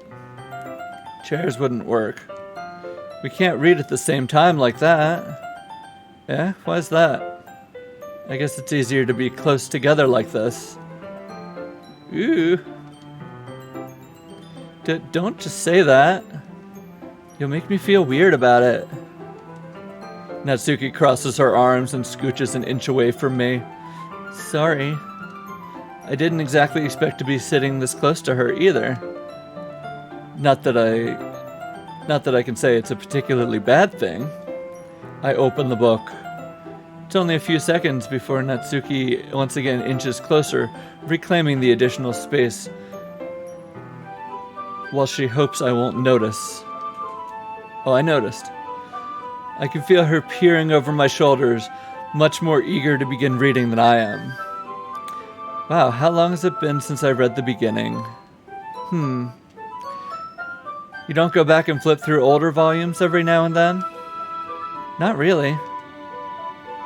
Maybe sometimes after I've already finished the series. Hey, are you paying attention? I am, but nothing's really happened yet, so I can talk at the same time. Looks like it's about a bunch of friends in high school. Typical slice of life affair. I kind of grew out of these since it's rare for the writing to be entertaining enough to make up for the lack of plot. So, what should I expect from this? Is there gonna be a plot? Well, obviously. You think I would enjoy something that didn't have plot? I mean, well, I guess I know what you're saying. A lot of the beginning is about simple things. Like there's a really funny chapter where they're obsessed with a guy at the ice cream shop, but that just helps you get to know the characters. And besides, it's still entertaining. But later on, there's all kinds of drama. Like when they get into all their backstories and when some of the romance starts to happen. That's really what makes it so good. There's so many touching parts. Ah, is that so? Sounds like you really know what you're talking about. Maybe I underestimated you. Hee hee. Hey, wait. What's that supposed to mean? Ooh, Natsuki gives me a little shove. I just met. I haven't seen you yet at your full power. Good save. This chapter seems to be about baking. This is just a guess, but is there a lot of baking in this manga? Well, Natsuki pauses for a moment as if she doesn't want to admit something. Yeah. Why does that matter? It doesn't. I was just curious. Since you enjoy baking too, right? That's just a coincidence. I just happened to get into baking around the same time I got this manga. Like I would ever get into anything because it's in a manga. I feel bad for anyone who's that impressionable. Definitely not a coincidence. I guess that explains Natsuki's interest in baking. Still, of all the hobbies to pick up from a manga, that's definitely one of the better ones. Not to mention she's really good at it, so who am I to judge?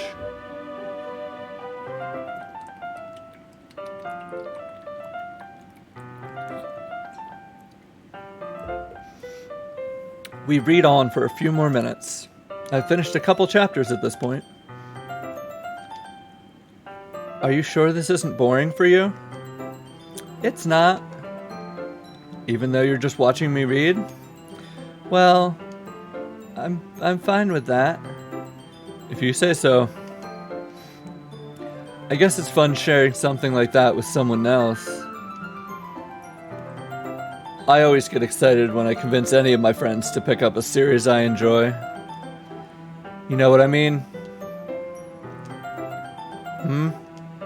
You don't? That's not...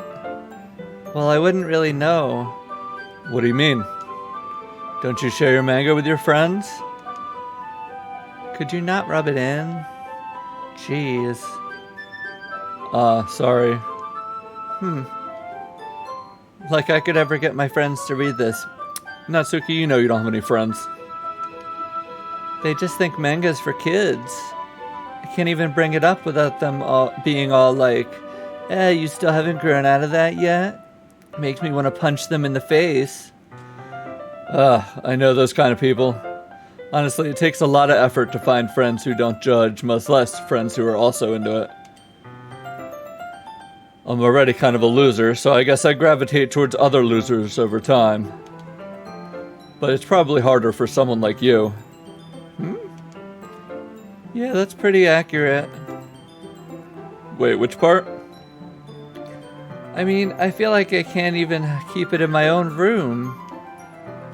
I don't even know what my dad would do if he found this. At least it's safe here in the club room. Except Monica was kind of a jerk about it. I just can't win, can I? Well, it paid off in the end, didn't it? I mean, here I am reading it. Well, it's not like that solves any of my problems. Maybe. But at least you're enjoying yourself, right?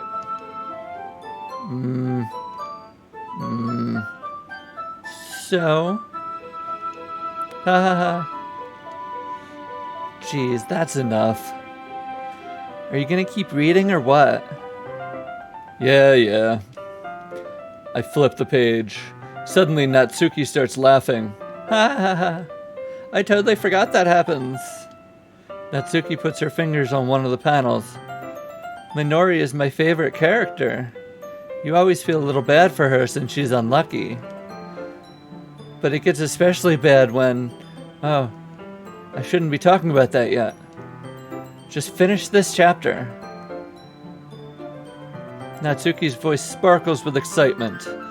It's a stark contrast to her usual bossy tone. But if she's not used to sharing her favorite manga with her friends, I can understand why. It's hard to express in words and feelings you get when connecting with someone like that. and being able to provide that to Natsuki, for whom it's a rare experience. The thought makes me smile a little at myself. Okay, everyone. Are you all ready with today's poems? Oh no, come on. Could your timing be any worse? Sorry, Uwu. I just need to make sure we have enough time. Although you do look pretty cozy over there, snuggled up with Ash reading manga. Huh? Natsuki suddenly notices how close she's gotten to me.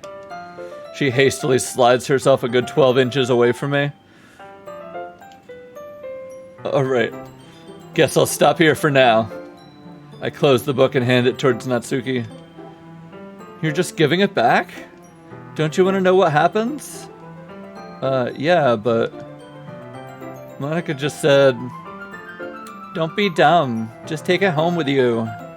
Huh? Is that really alright? I say that mostly because I really didn't plan on using my spare time to read this. Well, of course. I would take forever to finish if you didn't take it home. Just finish that one before tomorrow so we can start the next one. And if it gets bent, I'll kill you. By tomorrow? I only got part way through the volume so far. Might fall behind on some shows if I try to get through this. But I suppose that's a necessary sacrifice in exchange for seeing Natsuki's enthusiastic face. Or am I more scared of what will happen if I don't finish it? Alright then. I stand up. I return to where I put my stuff and carefully slip the book into my bag. Who should I show the poem to first? Natsuki. And she's right next to me. Natsuki reads my poem.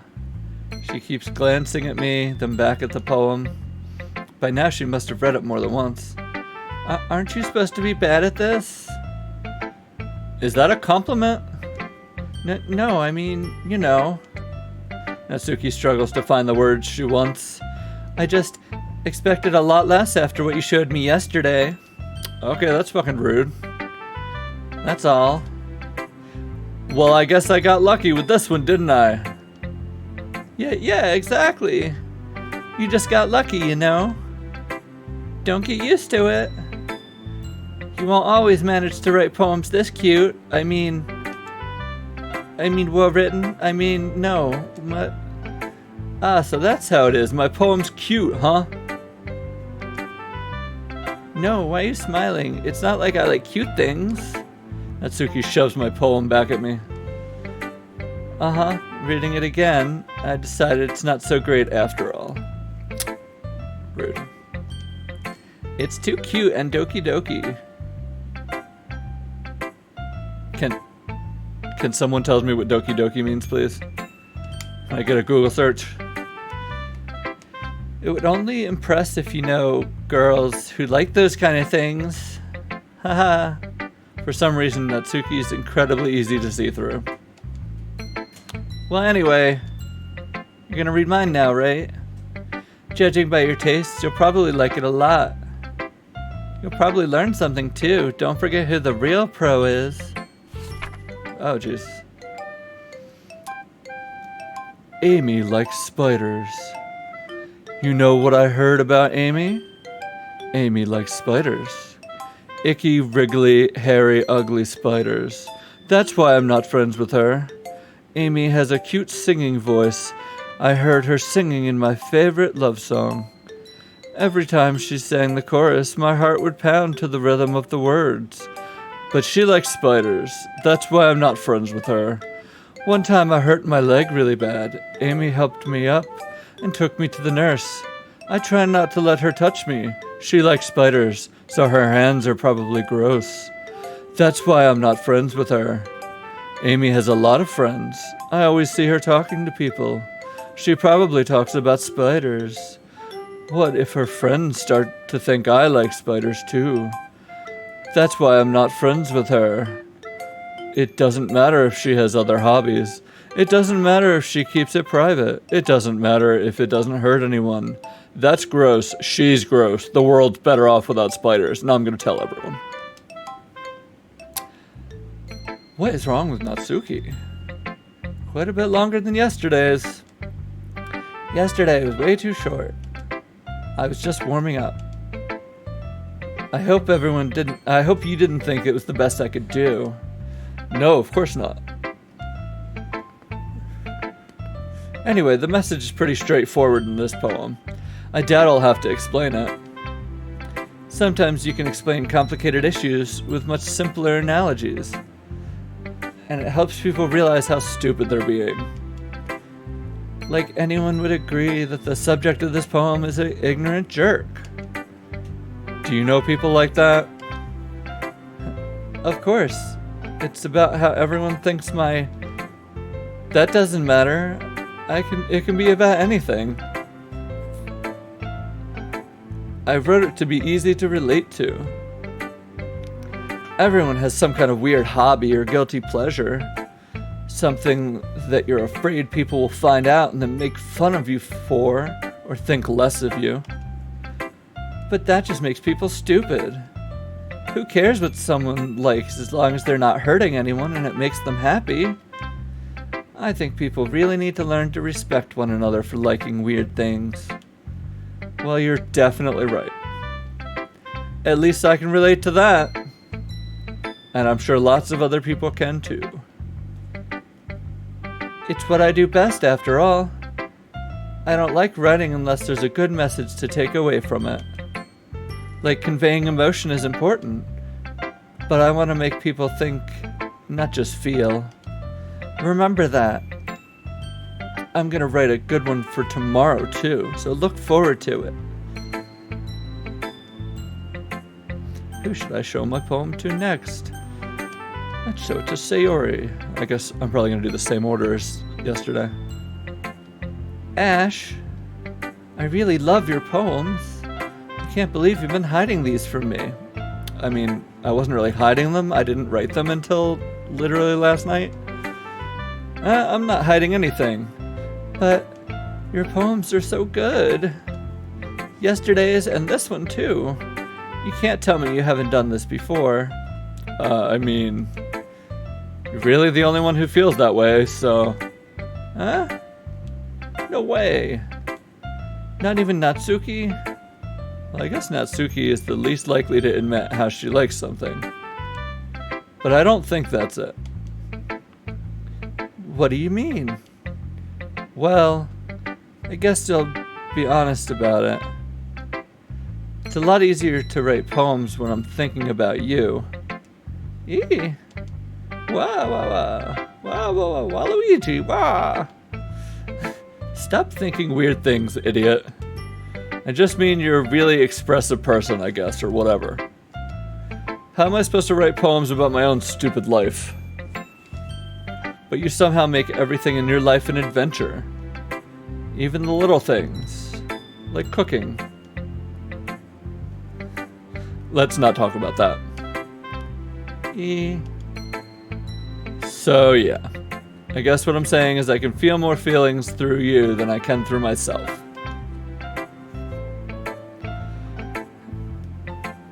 We have that kind of weird connection. It's your fault for getting in my business all the time. Eh? I don't know if I understand. Sigh. You never understand when I try to explain things to you, do you, Sayori? I pat Sayori's head. Hey. I'm not a kid, you know. Are you sure about that? Maybe. Sayori starts fiddling with her pencil between her hands. Hey, Ash. Will you give me your poem? Will you give me your poem? I kind of want to keep it. Huh? Why? Because, well, it's the first time you've written something for me. Sayori, you completely misunderstood. I didn't write this for you. Sigh. Are you even listening anymore? Well, whatever. I'll give it to you when we get home. Really? Snap. Ah! I broke my pencil! Sayori hastily bends down to pick up the pieces she dropped. But being inattentive of her surroundings, she bumps right into me. Sorry. It's fine, it's fine. I'll get it for you. I bend down and pick up the broken pencil. Sayori clutches the desk beside her to support herself, knees shaking. I'm a little clumsy today. Let's sit down, Sayori. Yeah. I grab Sayori's arm and help her sit at the desk. Anyway, I still haven't read your poem. Oh, that's me. Anyway, I still haven't read your poem. Oh. Sorry, I forgot about that. But it's not as good as yours. Jeez, don't worry. I'm sure I'll like it. These poems get long. Bottles. I pop off my scalp like the lid of a cookie jar. It's the secret place where I keep all of my dreams. Little balls of sunshine, all rubbing together like a bundle of kittens. I reach inside with my thumbs and forefinger and pluck one out. It's warm and tingly. But there's no time to waste. I put it in a bottle to keep it safe. And I put the bottle on the shelf with all of the other bottles. Happy thoughts, happy thoughts, happy thoughts in a bottle, all in a row. My collection makes me lots of friends. Each bottle a starlight to make amends. Sometimes my friends feel a certain way. Down comes a bottle to save the day. Night after night, more dreams. Friend after friend, more bottles. Deeper and deeper my friends go, like exploring a dark cave, discovering the secrets hiding in the nooks and crannies. Dinging and dinging, scraping and scraping, I blow dust off my bottle caps. It doesn't feel like time elapsed. My empty self could use some more time. My friends look through my locked front door. Finally, all done, I open up and in come my friends. They come in such a hurry. Do they want to see my bottles that much? I frantically pull them from the shelves one after another, holding them out to each and every friend, each and every bottle. But every time I let one go, it shatters against the tile between my feet. Happy thoughts, happy thoughts, happy thoughts in shards all over the floor. They were supposed to be my friends who aren't smiling. They're all shouting, pleading, something. But all I hear is echo, echo, echo, echo inside my head. Bruh, are any of these people alright? Holy crap. Sayori, did you really write this? Of course I did. Didn't I tell you yesterday I was going to write the best poem ever? Yeah, but... I mean, I didn't expect something like this coming from you. Monica taught me a whole lot, and I've been really in touch with my feelings recently. I see that. It's almost kind of creepy. Creepy? Well, not exactly. Maybe because I'm so used to you being cheerful. Well, never mind. I think I'm thinking too hard about it. The point is, it came out good. You should be proud. Aw, thanks. I feel like I was meant to express myself this way. It even helps me understand my own feelings a little bit. Writing is like magic. You've gotten pretty passionate about this, huh? I hope you keep it up. Yeah, writing's the best. I'm gonna keep writing until I die. Why would... don't get ahead of yourself. Sayori's always had a habit of getting obsessed with something before dropping it no more than a week later. I wonder if this is one of those times. But seeing the passion in her eyes makes it hard for me to be pessimistic. Who should I show my poem to next? I'll do Yuri this time. Are you still mad at me? For disrespecting Natsuki yesterday? Because reading this poem, now I know why you got mad at me. Because you prefer her writing over mine. That's not really true. Meaning when I disrespected her, I disrespected you too, didn't I? Oh no. Yuri, you might be reading into this a little too much. How could I be so stupid? I always let things happen. Whenever I think before I speak, I just come off as awkward and unlikable. But if I speak without thinking, the things I want keep coming out and make people hate me. So please, don't force yourself to be around me. I know this is what Monica wants. But it's not fair to you when you could be enjoying your time with Natsuki and Sayori. Yuri. Please. It makes it easier for me if you don't express any concern. Besides, I have my books with me. Books are all the friends I need. That's all I need. Yuri smiles sadly and puts her head down on her desk. I'm frustrated. I don't hate her, but it's as if she's not capable of listening to me over her own thoughts. I sigh to myself. All I can do is accept that's how she is. If she wants to be left alone, then I have no choice but to abide that request. Who should I show my poem to next? I guess it's Monica, since that's the only choice. Hi again, Ash. How's the writing going? Fine, I guess. Alright, I'll take that. As long as it's not going bad, I'm happy you're applying yourself. Maybe soon you'll come up with a masterpiece. I wouldn't count on that. You never know. Want me to share what you wrote for today? Sure, here you go. I give my poem to Monica. ... Alright. I like it, Ash. Really? It's a lot cuter than I expected. Oh, jeez. No. It kind of makes me think something Natsuki would write. And she's a good writer, too. So take that as a compliment. If you say so. Yeah. There are lots of poems or stories out there that are no more than a few simple words. They can be funny, endearing, or even sad. And sometimes they're only a few lines long. They might even feel like they're written for kids.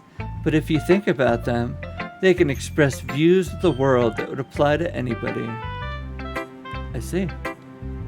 So you're saying that Natsuki is kind of like that? Sort of. Maybe she's not an expert, but you probably won't find much filter in her poems. They might be easy to write, but they're super challenging to get the meaning through. So I can see why it would be your kind of poem to explore. But anyway, you want to read my poem now? I like the way this one turned out, so I hope you do too. Fine, let's take a look. Save me. The colors, they won't stop. Bright, beautiful colors, flashing, expanding, piercing, red, green, blue, an endless cacophony of meaningless noise. The noise, it won't stop. Violent, grating waveforms, squeaking, screeching, piercing, sine, cosine, tangent, like playing a chalkboard on a turntable, like playing a vinyl on a pizza crust, an endless, poem of meaningless. Load me.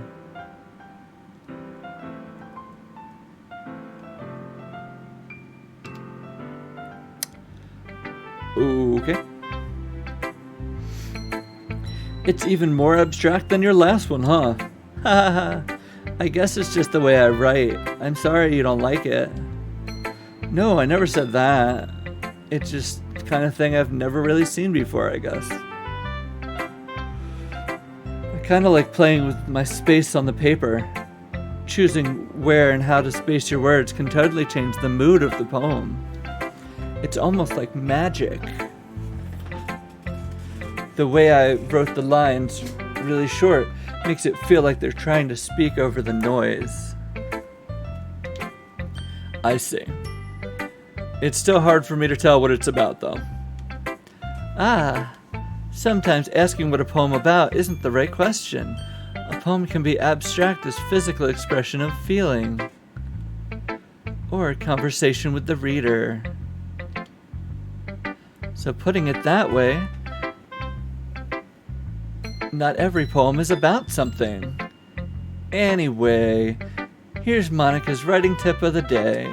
Sometimes you'll find yourself facing a difficult decision. When that happens, don't forget to save your game.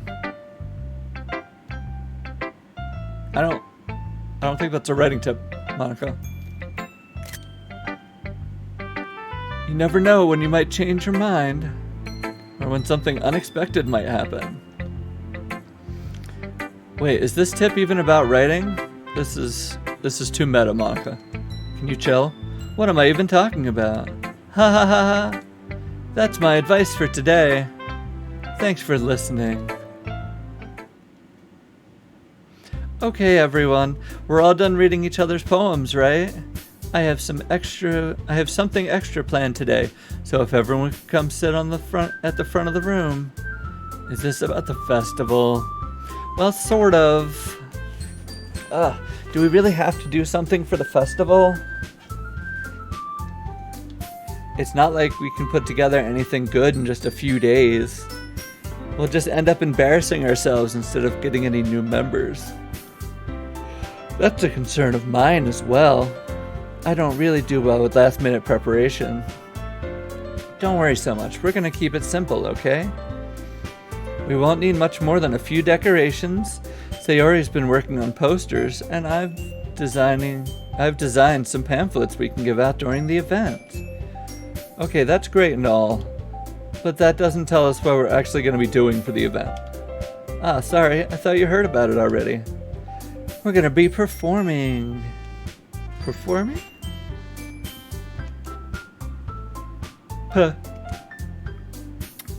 Monica? Yeah, we're gonna be having a poetry performance. Each of us are gonna choose a poem to recite during the event. But the cool part is, we're also going to let anyone else come up and recite poems too. Sayori's putting it all on the posters in case anyone wants to be prepared ahead of time. Yeah, that's smart. I wouldn't want you freestyling a poem up there. Sayori, who's been coloring a poster, holds it up for us to see. Are you kidding me, Monica? You didn't already start putting those posters up, did you? Well, I did. Do you really think it's that bad of an idea? Well, no. It's not a bad idea. But I didn't sign up for this, you know. There's no way I'm gonna be performing in front of a group of people like that. I agree with Natsuki. I could never in my life do something like that. Imagining it, Yuri shakes her head in fear. Guys, no, Sayori. I understand where they're coming from. Remember that Natsuki and Yuri have never shared their poems with anyone until a couple days ago. It's a lot to ask for them to recite their poems out loud for a whole room of people. I guess I kind of overlooked that. So I'm sorry. But I still think we should give it our best. We're the only ones responsible for the fate of this club. If we start the event and each put on good performance, then it will inspire others to do the same. And the more people who perform, the better we'll be able to show everyone what literature is all about. Yeah. It's about expressing your feelings, being intimate with yourself, finding new horizons, and having fun. That's right. It's those reasons we are all in this club today. Don't you want to share that with others? To inspire them to find the same feelings that brought you here in the first place? I know you do. I know we all do. And if all it takes is standing in front of the room for 2 minutes reciting a poem, then I know you can do it. Natsuki and Yuri remain silent. Sayori looks worried. I guess that leaves me no choice. I agree. I don't think it's too much to ask. I think that Sayori and Monica have been trying really hard to get new members. The least we can do is help them out a little. Well, maybe, but looks like Natsuki doesn't have any arguments left. Okay, fine. I guess I'll just have to get it over with. Alright. Phew. Thanks, Natsuki. What about you, Yuri? Yuri dejectedly glances around at everyone's expectant faces. Sigh. I guess I really don't have much of a choice. Haha, that's everyone. You're the best, Yuri. This club is seriously gonna be the death of me. Oh gosh. You'll be fine, Yuri. But anyway, let's move on to the main event. I want each of you to choose a poem of yours. We're gonna practice reciting them in front of each other. No way. Monica? This is too sudden. Well, if you can't recite your poem in front of the club, how do you expect to do it in front of strangers? Oh no, don't worry. I'll start off to help everyone feel a little more comfortable. Can I go next? Of course. Now let's see. Monica flips through her notebook on the specific poem she has in mind for herself. She then stands behind the podium. The title of this poem is The Way They Fly. Monica begins reciting her poem. Her clear, confident voice fills the room. More than that, her inflection is pristine. She knows exactly how to apply emotion behind each line she recites, bringing the words to life. Is this something she's done before, or is she simply a natural? I glance around me. Everyone has their eyes on Monica. Sayori looks amazed. Yuri has an intense expression on her face that I don't understand. Finally, Monica finishes the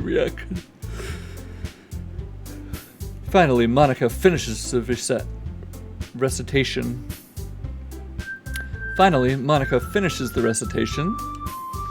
The four of us applaud. Monica takes a breath and smiles. That was so good, Monica. Thank you very much. I was just hoping to set a good example. Are you ready to go next, Sayori? I'll go next. Yuri's all fired up all of a sudden. Yuri clutches a sheet of paper between her hands and stands up. Keeping her head down, she walks quickly over to the podium. This poem is called... Yuri anxiously glances at each of us. You can do it, Yuri. It's called After Image of a Crimson Eye. Yuri's voice shakes as she starts reading the poem. Just a moment ago, she practically refused to do this. Why is she suddenly putting in so much effort? As Yuri gets past the first couple lines, her voice changes. Almost like what happens when Yuri gets absorbed into her books. Her quivering words transform into sharp syllables of a fierce and confident woman.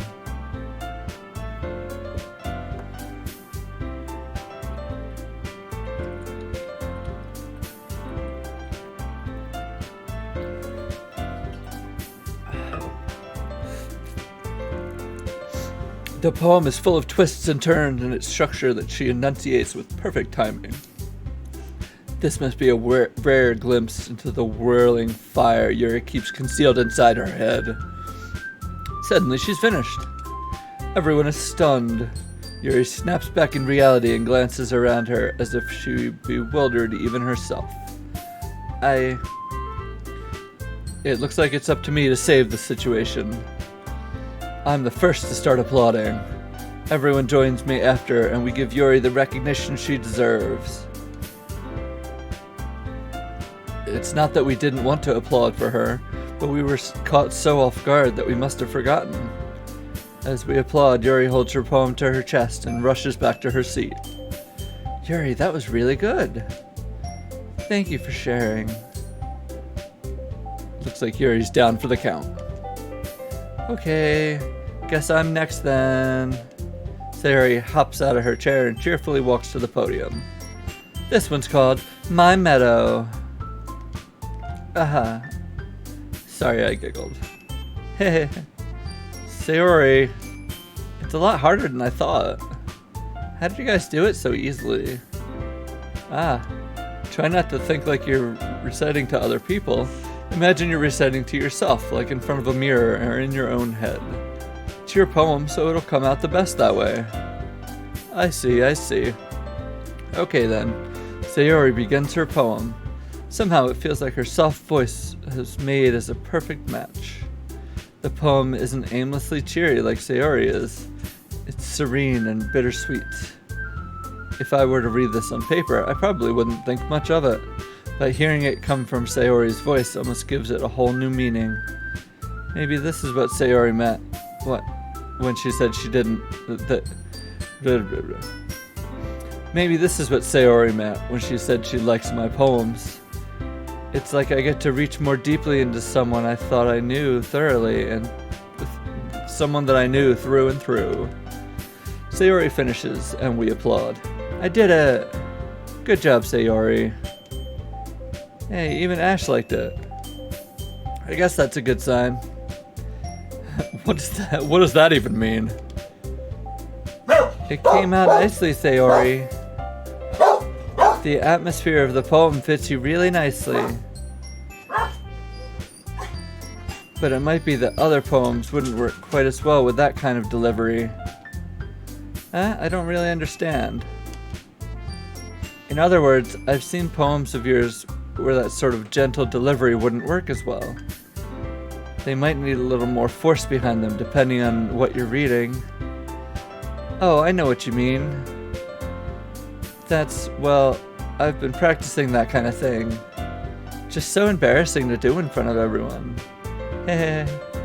The next time I'm gonna make you pick a poem that challenges you a little more. We don't have much time before the festival, you know. Okay. Now who's next? Natsuki? Don't make me go before Ash. Not like I can compare to you guys anyway. Might as well let Ash lower everyone's standards a little before I have to do it. Wow. Why are you so rude? Natsuki? It's fine. I might as well get it over with. It's not like I have much of a selection of what to read. I'll just have to go with what I wrote for today. Stand up and step in front of the podium. Everyone has their eyes on me, making me feel incredibly awkward. I recite my poem. Since I'm not exactly confident in my own writing, it's hard to put energy into it. Despite that, once I finish, I receive applause anyway. Sorry I'm not really as good as everyone else. Don't worry about that so much. I think it's less about your abilities and more about your lack of confidence in your writing. That's something that'll improve with time, though.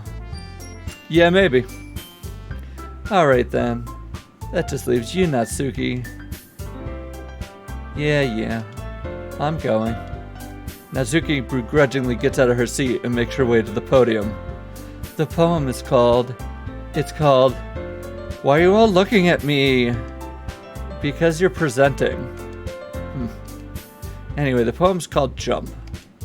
Natsuki takes a breath. Once she starts reciting the poem, her sour attitude disappears a little.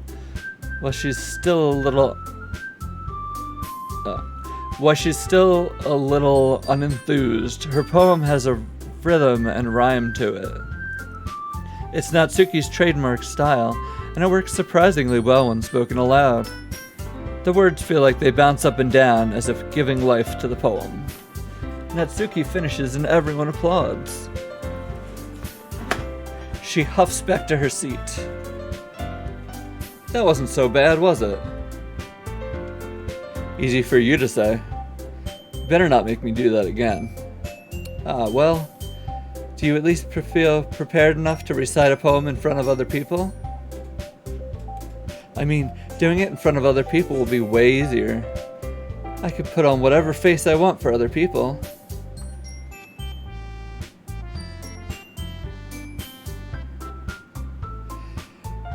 But when it's just my friends, it's just embarrassing. That's a surprise, Natsuki. What's up, guys? Thanks for joining. I think it would be the other way around for me. Well, that's just how it is, so... Well, I guess in that case, you won't have much to worry about for the festival. That said, I want to thank everyone for coming through. Might be hard, but I hope that you all have an idea of what it's like now. Make sure you pick a poem and get enough practice before the festival, okay? I'll be making pamphlets, so let me know ahead of time what you'll be reciting. Jeez, I should probably find some other poem to recite instead. That's fine too. Doesn't have to be your own. I'm already pleasantly surprised that you're putting in all this effort to the club.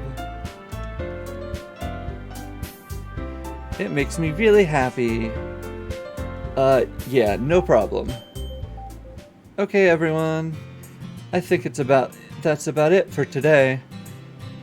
I know the festival's coming up, but let's try to write poems for tomorrow as well.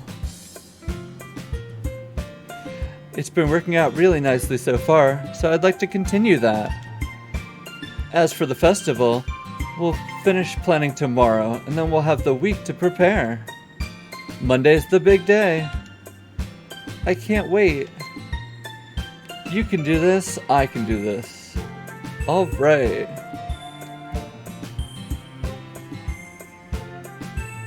I stand up. There's no way I'll be able to find the same enthusiasm as Sayori and Monica, but I'll do my best to get through it. If it's for the sake of the club, and impressing Monica, then I'll have to do my best. Ready to go, Sayori? Yep. Look at you two, always going home together like that. It's kind of adorable, isn't it? Hee. Geez, guys, don't make such a big deal out of it. Must be a little nice, though. Well, how am I supposed to respond to that? It's okay, Ash, you don't have to say it. Whatever, let's go already.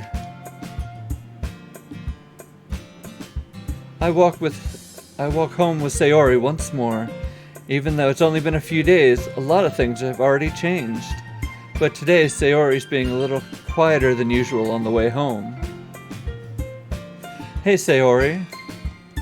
Sorry, I was spacing out. No wonder. I was thinking about something from earlier. I like how we get into it. I like how we get to... I mean... Sayori fumbles with her words. So let's just say one day Natsuki asks to walk home with you. Huh? What would you do? What kind of question is that? You're kind of putting me on the spot here. Hehe. Well, I guess I'd walk home with her. Walking home with Natsuki, huh? Why does the thought make my heart pound? I mean, I think I would be afraid of what she'd do to me if I turned her down. Isn't she so cute and fun to be around? That has nothing to do with what I just said. Ha ha ha, you admitted it. Jeez. There's not even any point to speculating something like that's never gonna happen. Well, maybe, but I just like to think about it. It's not long before you won't need me anymore, you know. Need you? Sayori? I can't figure out how you're seeing things in your head right now. Sorry. Everyone a little different. Everyone is a little different. Nobody in the club is a replacement for you. If you say so. The conversation trails off and I'm left feeling awkward. Like always. But it was kind of her fault for trapping me with such a weird question. I can't just lie to her. But if there's something that makes her happy, I would hate to take that away from her. That's why I said there's no point in speculating. Then again, the festival is only a few days away. Who knows what'll happen in that time? Yeah, who knows? I gotta write another poem. Alright, I'm gonna try to do another cute one. Let's do puppy. Kiss. Kitty. Sweet. Pink. Joy. Embrace. Fluffy.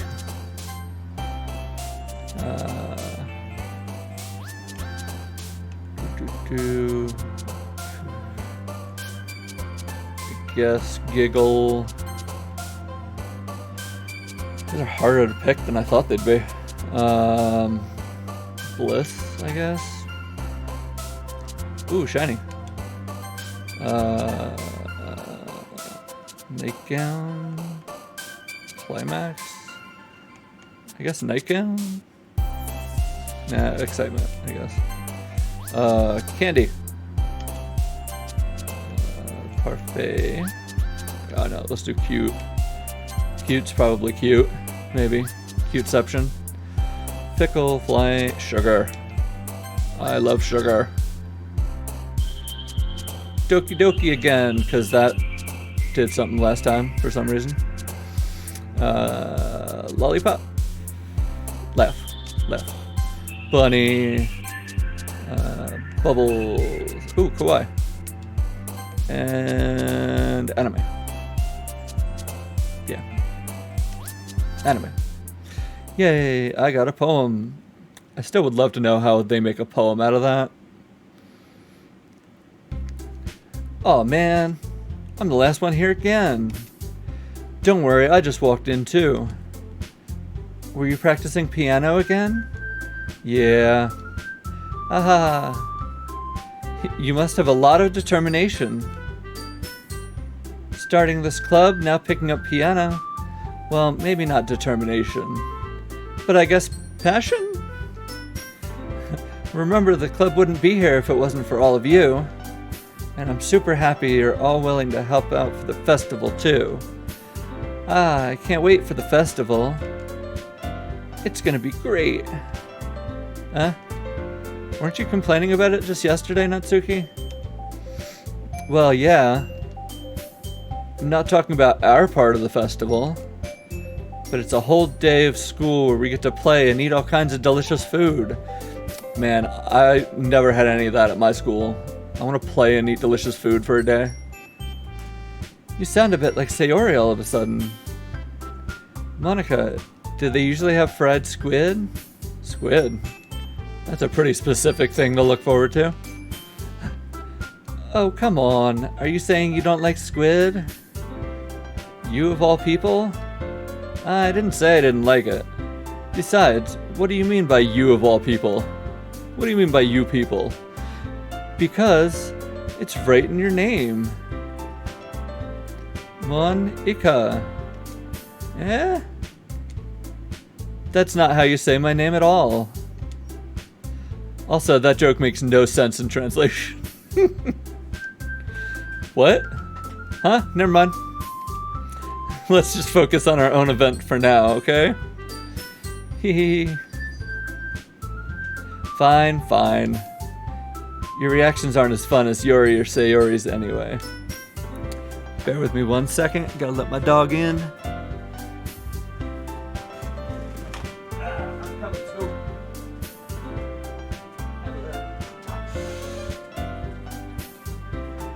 There you go. My birthday stuff. Yeah. Very warm for me outside.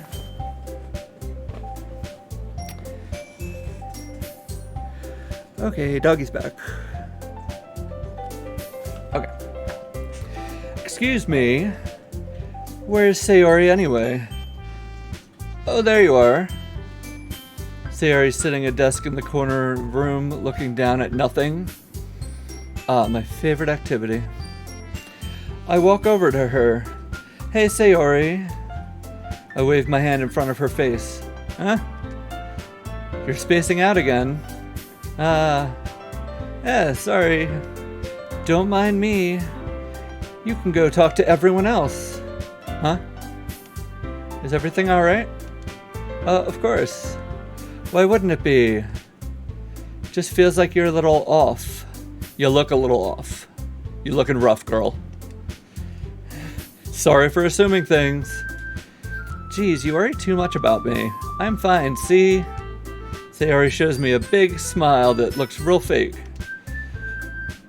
Don't let me distract you from having fun with everyone. Well, alright. If you say so. I worriedly glance at Sayori before turning back to everyone else. But the conversation has already dispersed, with everyone back at their usual activities. Maybe I should ask Monica if she's noticed anything about Sayori recently. Since they've been preparing for the festival, they must be spending a lot of time together. I timidly approach Monica, who's shuffling through some papers at her desk. Ash, what's up? Hey, this might sound a little strange, but have you noticed anything up with Sayori recently? She's looking real sus. Anything up with her? In what way do you mean? Maybe I'm reading into it a little too much, but she seems downcast today. Oh, you think so? I can't say I've noticed anything about her. I don't pay attention to her at all. Monica peers across the room at Sayori, who is idly dragging a rubber eraser up and down her desk. Maybe there's something on her mind. I'm surprised you're not... but I'm surprised I'm not the one asking you, Ash. You certainly know her a lot better than I do. Yeah, but she's never really like this. She always talks to me about things that bother her. This time when I asked her, she was really dismissive.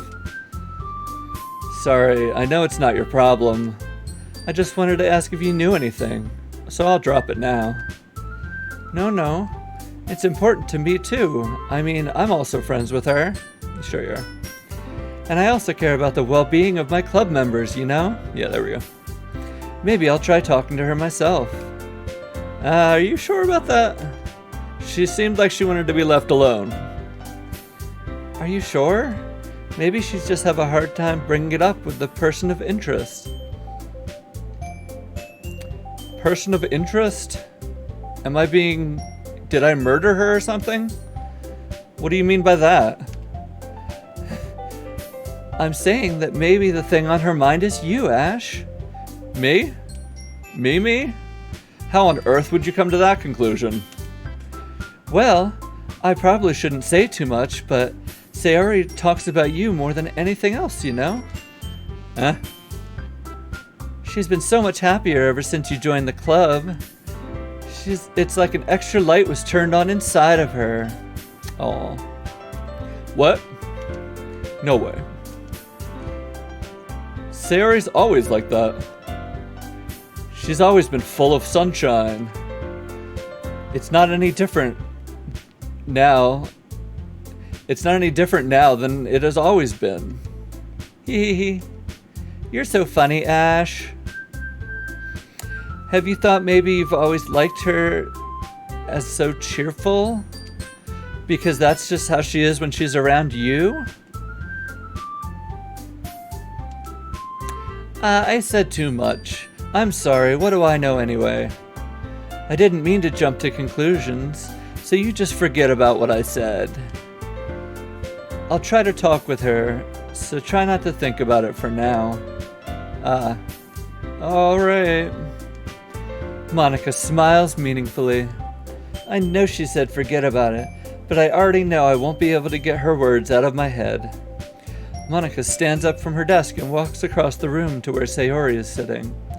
I watch her kneel down next to Sayori and gently talk to her. But she's keeping her voice so quiet, I can't hear it from here. I sigh and sit myself down. I know Sayori told me not to worry about her and have fun with everyone else, but that's impossible to do when she's behaving like this. Exactly how much do I care about her that I'm letting this weigh down on me so much? Now it feels like I'm the one behaving out of the ordinary. But there's nothing I can do besides wait for Monica. Hey, you. Huh? I look up to see Natsuki next to me. Are you just gonna sit there and keep staring at nothing? There isn't that much time, so... sorry. I didn't mean to make you worry or anything. It's not like I'm worried. It was just... Natsuki glances down at her side. She's holding a volume of manga in her hand. That's right. Something just came up for a minute, but we can get started now. I won't make you wait any longer, Natsuki. Jeez. Now you're making me feel like a jerk. If something's bothering you, you can just tell me to leave you alone and I will. I mean, assuming you didn't feel like talking about it or anything. She practically mumbles that last part. I'm probably making it seem like a bigger deal than it is. I've just been thinking about Sayori, that's all. Sayori? Thinking about her? Yeah, she seems pretty down today, but she didn't want to admit it to me. So I can't help but wonder if something's happened to her. Oh. Natsuki exhales. Well, first of all, you should really work on your phrasing. But anyway, you're her best friend, right? Sure, I guess. Yeah. Then in that case, I think you should trust her a little more. If she needed you, she'd be the first person she would go to, right? I guess that's true. I mean, some people just have those days. You can't always avoid it. If anything, she probably doesn't want you to worry about her because it's not important.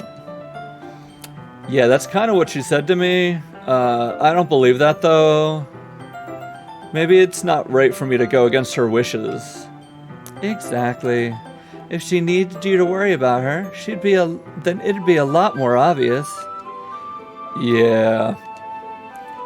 Should have thought that way from the start.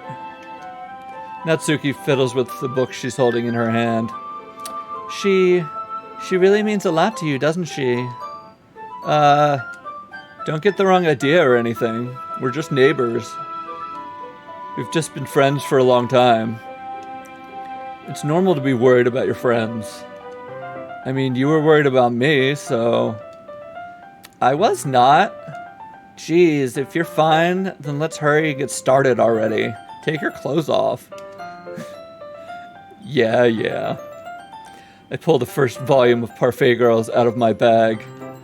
Natsuki takes it from my hand and then quickly turns it over, presumably to check for wrinkles. Hey, I'm not that careless. Oh, wait, that was Ash. Hey, I'm not that careless. I handle manga all the time, you know. I just wanted to make sure. Can you blame me for being paranoid? I don't give people my manga every day, you know. That's true. I don't blame you. Well, anyway, let me put this one back. I'm gonna get the next one, okay?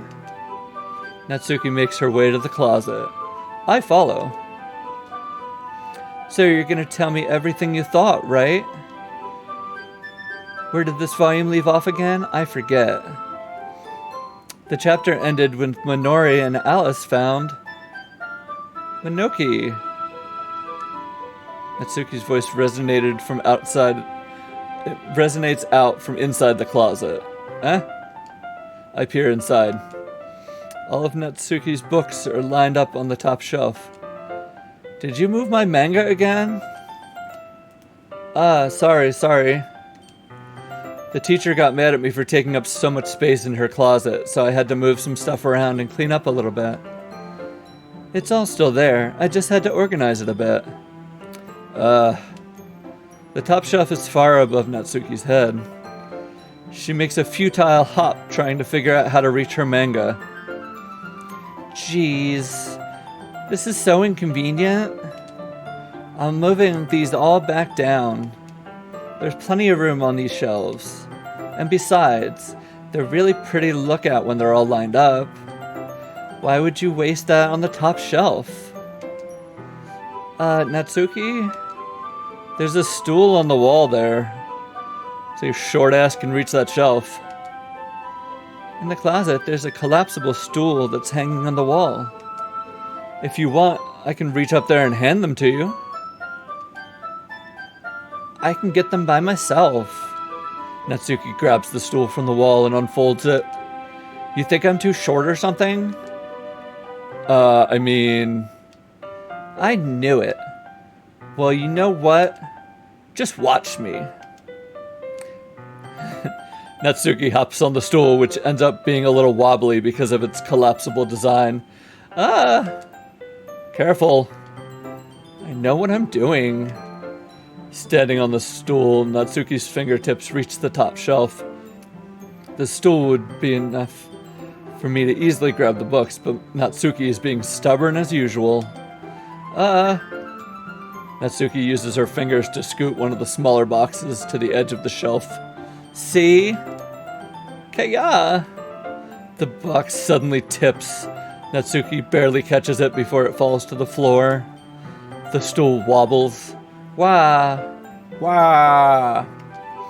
Losing balance, Natsuki hops off the stool. Thankfully, she was able to stay on her feet. She holds the box triumphantly. There! Having almost fell, Natsuki's a bit shaken up. Jeez. No need to prove yourself to me. There's no way you'll be able to get the big... There's no way you'll be able to get the bigger boxes like that. I can reach them, so just... I said I can do it. I don't want your help, okay? Sigh. I'm gonna get a chair, just hang on. Natsuki forces her way past me out of the closet. Let's see. Classroom chairs have the desks attached, so they're too inconvenient to fit in the closet. Natsuki trots over to the teacher's desk, which has a computer chair behind it. She rolls it on its wheels back over to the closet. This sounds like a bad idea. It's a little bit dangerous since the chair swivels and rolls. But I've already learned my lesson to keep my mouth shut. Oosh. Natsuki climbs on the chair and slowly balances onto her feet. Since she refuses my help, I take a seat with my back against the side of the doorway and simply watch. Watch her fall to her death. There we go. See, I can easily do it now. Natsuki grabs a stack of manga and bends down to put it on the shelf below. Wah, Waluigi. The chair swivels.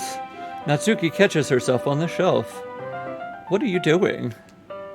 Can you at least hold this chair steady instead of sitting and doing nothing? Who was it that told me not to help again? Yeah, I gotcha. I hold the chair while Natsuki reaches back up. I can almost see up her skirt. Come on.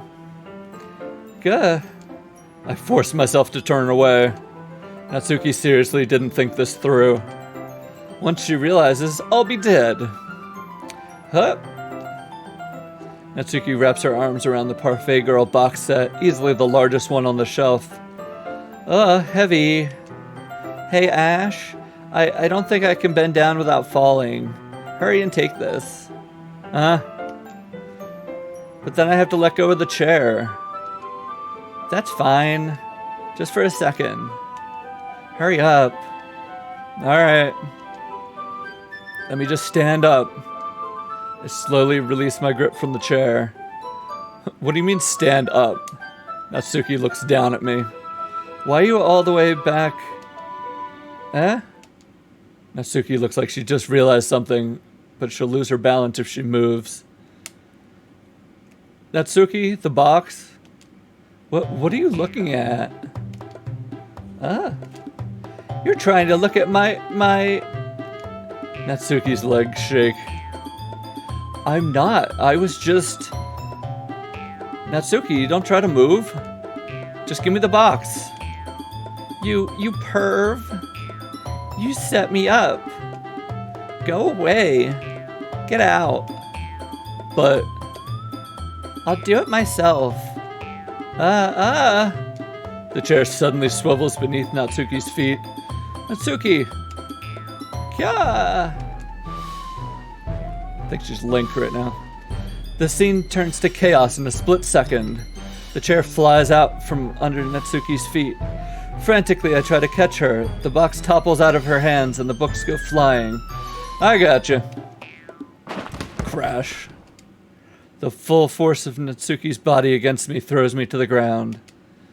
A whole bunch of books pelt me in the face. Natsuki tries to shield herself with her own arms as her face lands straight on my chest. My right arm and back seriously felt the impact.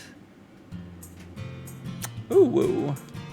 Slowly, Natsuki comes to her senses. Gah. She presses her arms straight into me to prop herself up. Eh? Natsuki seems to realize it's not the floor that's beneath her. Ooh. I don't know what these sound effects are. Gross, gross. Ah. A fist pounds into my chest. Natsuki then hoists herself to her feet. What were you thinking? You sicko? Everything okay over here? I heard a loud noise. Monica suddenly peers in. Monica? See what happens when you put the manga on the top shelf? Are you trying to kill your club members or something? Jeez. Sorry, guys. Aha. Oh, and one more thing. It seems like your most recent club member is a total perv. So I hope you're happy. I didn't do anything. Somehow it's impossible for me to explain this whole bizarre situation to Monica. I didn't do anything, I swear. I know, don't worry. Monica says that quietly to me. Looks like I'm off the hook. Oh no. Huh? I look down. Natsuki's kneeling on the floor holding one of the books that are scattered all over. There's a large diagonal crease along the page that she's desperately trying to smooth out. Must have landed on that page. Natsuki tries a bit more to fix the crease, but she can't get it out. Suddenly she gives up and slams the book shut and throws it on the floor. Instead of continuing to yell, she just lowers her head. Sob. Natsuki, are you... No. Natsuki's voice squeaks. I see tears in her face. I'll help you get the crease out, okay? It's partially my fault, so... Natsuki shakes her head, still looking down. No. I don't even care that much. I'm just having a really bad day today. Natsuki sobs again. I didn't mean to take it out on you. I really didn't mean to. It's fine. Is there anything you want to talk about? Natsuki shakes her head. Just every day is so hard. Bruh, same. I just want to come to the club and... Natsuki falls silent again. I can't press her, so I only do what I know how to do. Alright. Well, I'll help clean this up. And I'll move the rest of your manga for you. Ah, pick up volume 2 of Parfait Girls. We'll set this one aside. This'll help you cheer up a bit, right? We can get started on it once I'm done here. Natsuki looks up with her glossy eyes. Her lip quivers. You're really nice to me. That sounds really strange coming from Natsuki. I didn't expect it at all. Well, I'm just treating you like a friend, you know? Nah. Natsuki lowers her head and stifles another sob. Not sure what happened to her today, but being nice is the least I could do. Next couple minutes are silent between us as I begin gathering the scattered books. I make sure to slip them in the box in their correct order. After a little, Natsuki starts helping. Hey man, what does the plus add to the game? I'm not really sure. The plus just seems to be the console release. I think it's just extra, like, art and stuff. It doesn't seem to be any different from the PC version, from what I can tell so far. But this is my first time going through it. After a little bit, Natsuki starts helping. It isn't long before we're done, and I hoist the box onto the shelf where Natsuki wanted to put it. Then I get on the stool and quickly finish moving the rest of her books from the top shelf. Alright, that should do it. I hop off the stool. Natsuki averts her gaze. Thanks. It's nothing. Natsuki is holding the volume I set aside in her hands. Alright, I'm ready. I'm ready. Good. Even if you weren't, I'd make you anyway. You're taking responsibility for what you said. The thing about cheering me up. If you insist. We sit in the same spot as last time, and I open the second volume. Natsuki's mood quickly improves, laughing and pointing things out to me. She's surprisingly sharp, making note of a lot of subtle repeated jokes and background elements. In the end, I'm pretty impressed by how everything ties together in this manga. I guess Natsuki has good taste after all. After some time, Minoki gets our attention as usual. It's time to share our poems again. Oh, great. Guess I'll be holding on to this for now. Yep.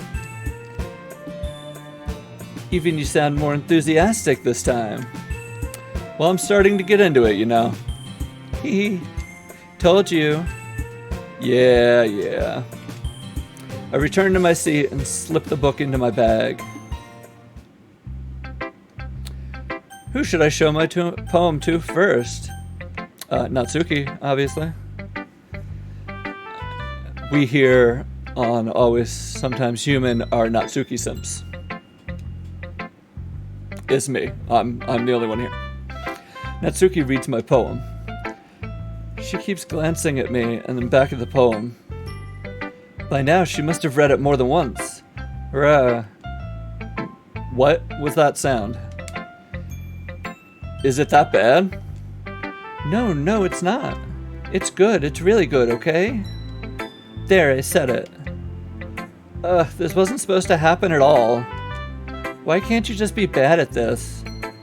Like everything else in my life? My poems are supposed to impress you, not the other way around.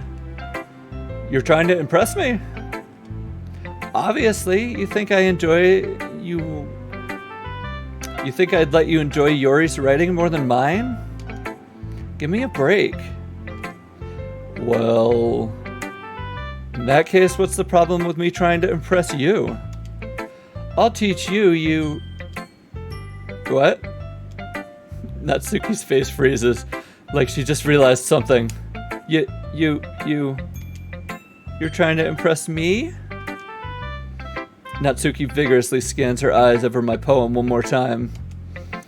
Then the poem slips out of her hand and flutters to the floor. I have to use the bathroom. Red-faced, Natsuki quickly walks out of the room. Hey, Ash. Hi, Monica. Did you do something to Natsuki? I mean, that'd be a good guess, but no, not this time. I just saw her rush out like that. You didn't do anything terrible, did you? No. I just told her that...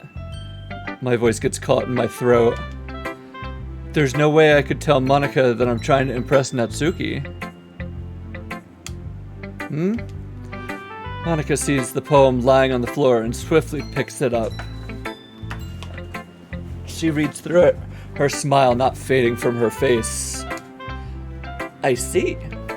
You wrote this for Natsuki, didn't you? Not really. In fact, didn't she like your poem a lot the other day, too? I'm surprised you know her taste so well already. Are you sure you're not cheating, Ash? Cheating at writing poems? Cheating? What do you mean by that? Never mind, I'm just kidding. I didn't understand Monica's joke at all. Yeah, same. Anyway, how do you think Natsuki feels about you? Oh, you don't need to answer that. It was just something for you to think about. What? Hey. Natsuki comes up and snatches the poem out of Monica's hands. Neither of us had noticed her re-enter the classroom. Did you read this, Monica? Of course, I like it. Ugh. You should really stop reading things that aren't for you, you know. You have such a bad habit of doing that. Huh? But Ash wrote this poem. And we're supposed to share with everyone, right? Natsuki freezes. She apparently forgot that my poem is technically for everyone to read, even though it's written exclusively about her and her alone. Okay, well, I think Ash is done sharing his poem with everyone. Thanks, bye! Not like anyone would want to read this anyway. In fact, I'm gonna just hold on to this because your poem is complete garbage, and so are you as a person, and I'm gonna just go over here now. If you insist. What? Why are you looking at me like that? Like what? Never mind. Natsuki. I'll give you the poem, but that's still not fair to Sayori. She hasn't gotten to read it yet. So what? Well, I guess Ash is right, Natsuki.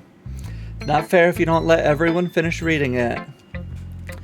Fine. Natsuki returns my poem. It's not like she's gonna like it, though.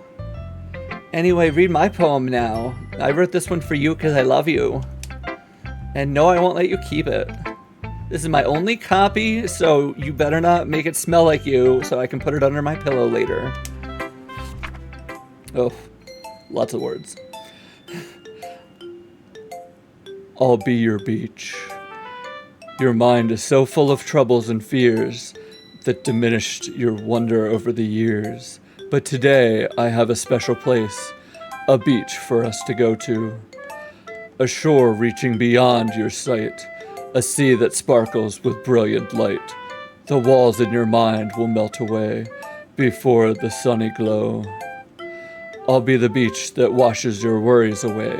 I'll be the beach that you daydream about each day. I'll be the beach that makes your heart leap in a way you thought you had left long ago. Let's bury your heavy thoughts in a pile of sand. Bathe in sunbeams and hold my hand.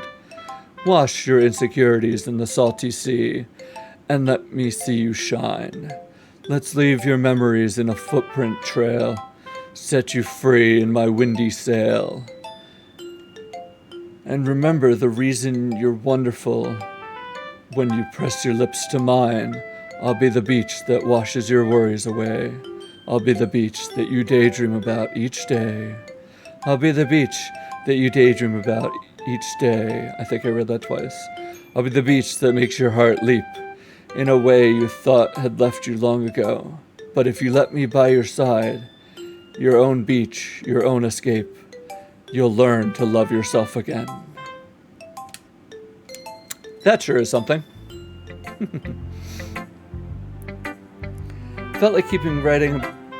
I felt like I keep writing about negative things, so I wanted to write something with a nice message for once. Besides, the beach is awesome. Am I your beach, Natsuki? I could be your beach. Beach, please. Kinda hard to write anything negative about the beach. So you decided to write about the beach first and came up with the message later? Yeah, well, it's only because of what happened yesterday. I mean, after Yuri and we kind of wrote about the same thing. She wanted to pick a topic and have us both write about it or whatever. Ugh, you can really see her doing that too. Making us write about a simple topic, trying to impress me by coming up with something all fancy. Well, it's not like I care. I just did it anyway. I mean, I guess mine ended up being kind of metaphorical too. But there's nothing wrong with doing that once in a while. At the very least, it was good practice. Who should I show my poem to next? Not Sayori, she's bumming me out. Let's do Monica. Hi, Ash. Have you thought about what you want to submit to perform at the festival? Well, being in this club is one thing, but performing in front of a bunch of people, I'll have to give it some more thought. Okay, no pressure. But whatever you do, I'm sure it'll turn out great. It would also make me happy to see. Haha. Anyway, let me read your poem and you can go ahead and read mine now. The Lady Who Knows Everything. An old tale tells of a lady who wanders earth. The lady who knows everything. A beautiful lady who has found every answer, all meaning, all purpose. All that was ever sought. And here I am, a feather, lost adrift the sky, victim of the currents of the wind. Day after day I search with little hope, knowing legends don't exist. But when all else has failed me, when all others have turned away, the legend that remains, the last dim star glimmering in the twilight sky. Until one day the wind ceases to blow, I fall, and I fall and fall and fall even more, gentle as a feather, and a dry quill, expressionless. But a hand catches me between the thumb and forefinger, the hand of a beautiful lady. I look at her eyes and find no end to her gaze. The lady who knows everything knows what I'm thinking. Before I speak, she responds in a hollow voice. I have found every answer, all of which amount to nothing. There is no meaning, there is no purpose. We seek only the impossible. I am not your legend does not exist. And with a breath, she blows me back afloat, and I pick up a gust of wind. Yeah, these poems are too deep for me, man. Hey, how are you? Thanks for joining. You know, I feel like learning and looking for answers are the sort of thing that gives life meaning. Not to get too philosophical or anything, but it was kind of on my mind, so that's what I wrote about. I see. I never really put that much thought into it. In a way, it's almost paradoxical. Because if we had all the answers, wouldn't the world start to lose its meaning? You know, there's one thing I noticed. It seems like everyone in the club prefers writing about things that are more sad than happy. Ah, are you surprised? I mean, if everything was okay, we wouldn't really have anything to write about, would we? What is this, like comedy? Born from sadness? I think all art was born from sadness, though. Humans aren't two-dimensional creatures. I think you'd know that better than anyone. You mean one-dimensional? Ha, yeah, that. Anyway, here's Monica's writing tip of the day. Are you ever too shy to share your writing because you're afraid that it's not good? It can be really disheartening to get a lukewarm response to something you put so much into. But if you find other people who enjoy writing, then sharing becomes a lot easier. Because instead of just telling you that your writing is good, okay, or bad, they'll want to focus more on everything that went into it and the thing you can work on. It's much more encouraging that way, and it'll make you want to continue improving. It's almost like having your own little literature club, don't you think? That's my advice for today. Thanks for listening.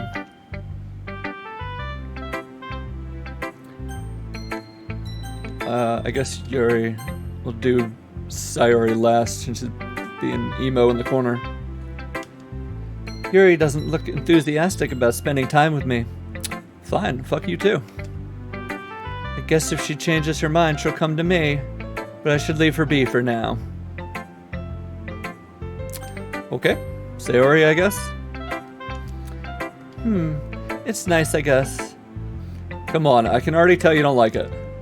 Well, you don't need to worry about what I think. After all, you wrote this for someone else, didn't you? Probably not Suki, that dirty whore. Eh? I didn't write this for anyone specific. Maybe. That's not really what I meant, though. But it's okay. You're making new friends, just like I was hoping. That makes me really happy. And you're happy too, right? In this club? Well, of course I am. Good. That's all that matters to me. Thank you again, Ash. Sayori? Is there something wrong? You seem off. Huh? No, nothing. I'm just a little tired today. Hee. Alright. Just tell me if you need anything. I will. Don't worry about me, okay? You can go play with everyone else now. If you insist. Yay. I'm gonna go home a little bit early today. Sayori? Tell Monica I wasn't feeling well, okay? See you tomorrow. Before I can say anything else, Sayori cheerfully walks out of the classroom, humming to herself. Okay, you three. We're all done sharing poems, right? Why don't we start figuring out... Hold on a second. Is it just me, or did you say something strange just now? Huh? Something did sound a bit unusual. That's right. You deviated from your usual catchphrase when addressing the club. Catchphrase? I don't have a catchphrase. Jeez. Why is the mood so weird today? Look, even Yuri isn't immune to it. Ooh.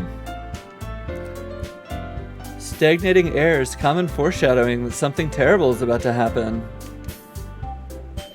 In your books, maybe. Oh, that's me. In your books, maybe.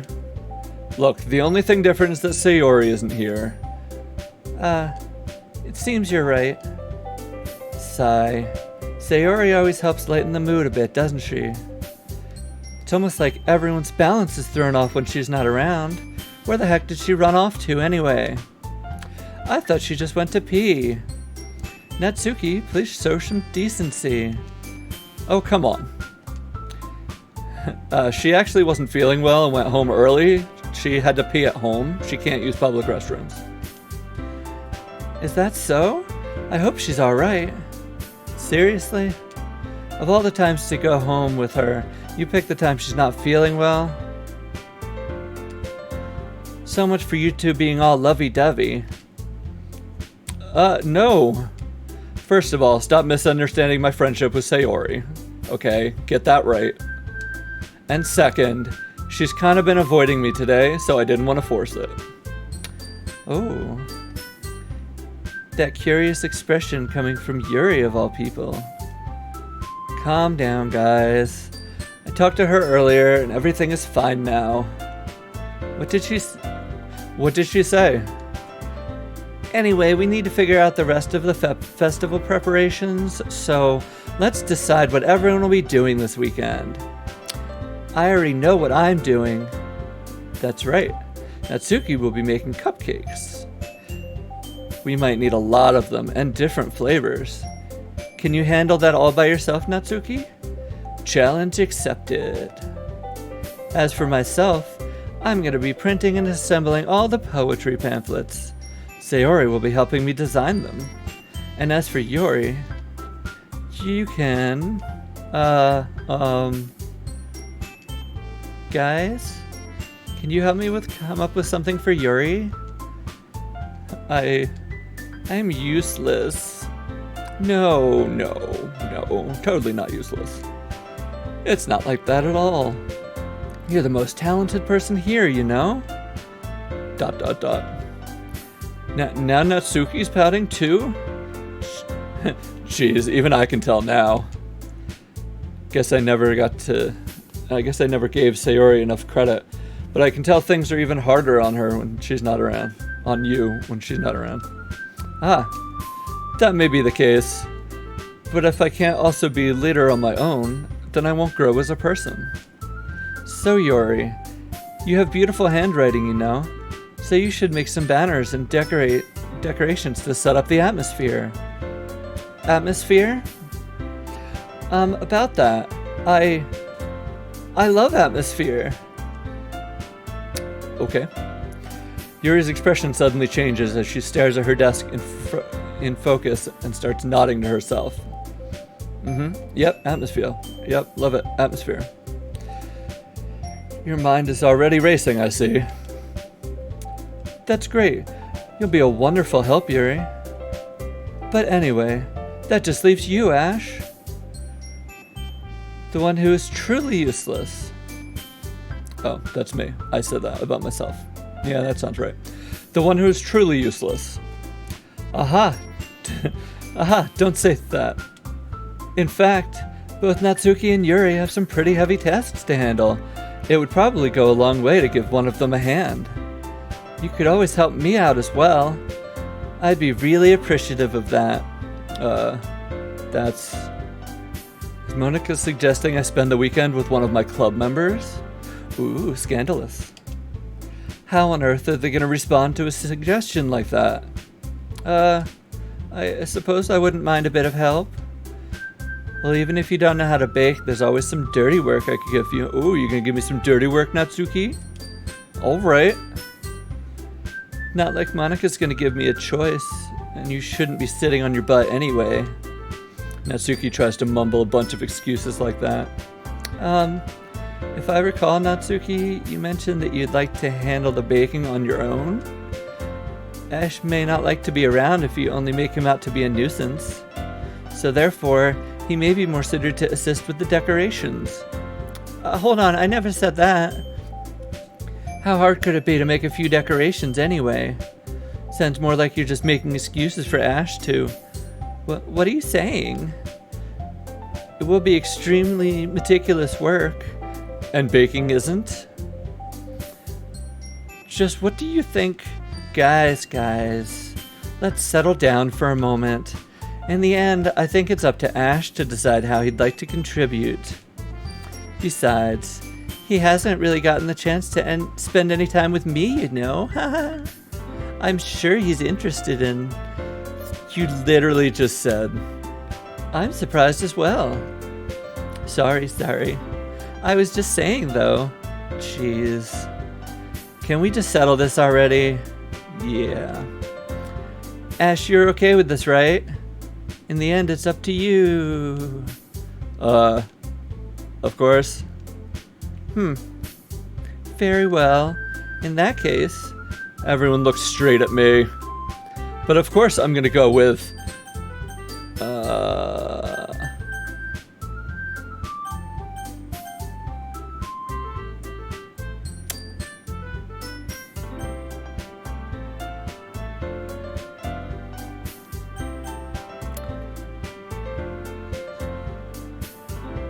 Let's go with Natsuki. I don't know why that took so long. I knew I was going with Natsuki. You guys made it sound like a lot of work, so you could probably use 2 people. Also, you called it dirty work, and I like how you think, girl. Don't worry, baking is a ton of fun. You'll definitely agree. Huh? Just a minute ago, you were saying that's because... Never mind, okay? Well, anyway, you'll be fine by yourself, right, Yuri? Of course. I'm used to it after all. No one likes me. Monica. That's good. Even though Yuri is being melodramatic, it's a little hard not to feel bad. Is it? So that's everything, right? Anything else we need to talk about?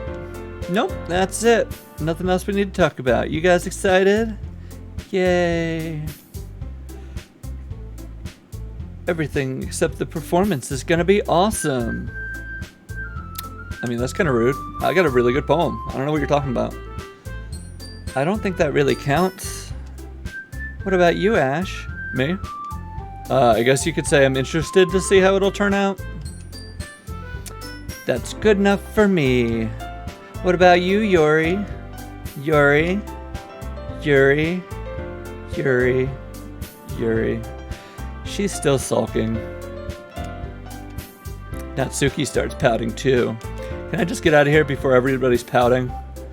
It's not. I mean, it's not that big a deal or anything. Well, it might not just be that. I think that Yuri might be feeling a little underappreciated in general because no one cares about her. Having to come up with something for her to do and then nobody offering to help. That doesn't mean... Ooh. Natsuki glances back and forth between everyone with a worried expression. Look. Natsuki goes over and puts her hand down on Yuri's shoulder. Yuri, you really are the most talented one here, and you're gonna help make the event a lot more fun and welcoming.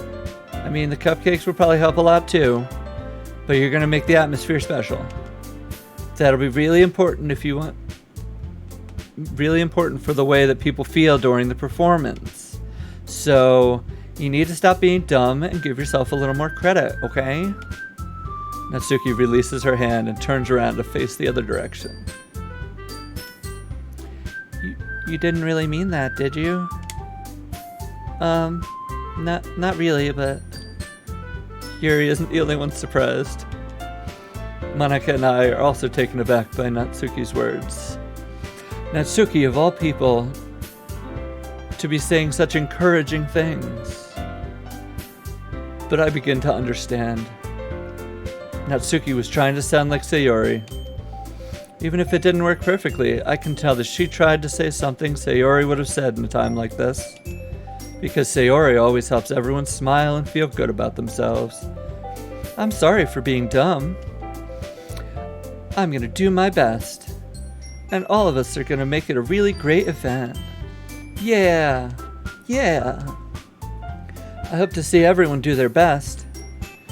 But with that, there's nothing more for today. So I guess it's time for us to head out. Okay, but I'm staying here a little bit longer. I barely got to do any reading today, so... Fair enough, there's nothing wrong with that. Everyone packs up their things.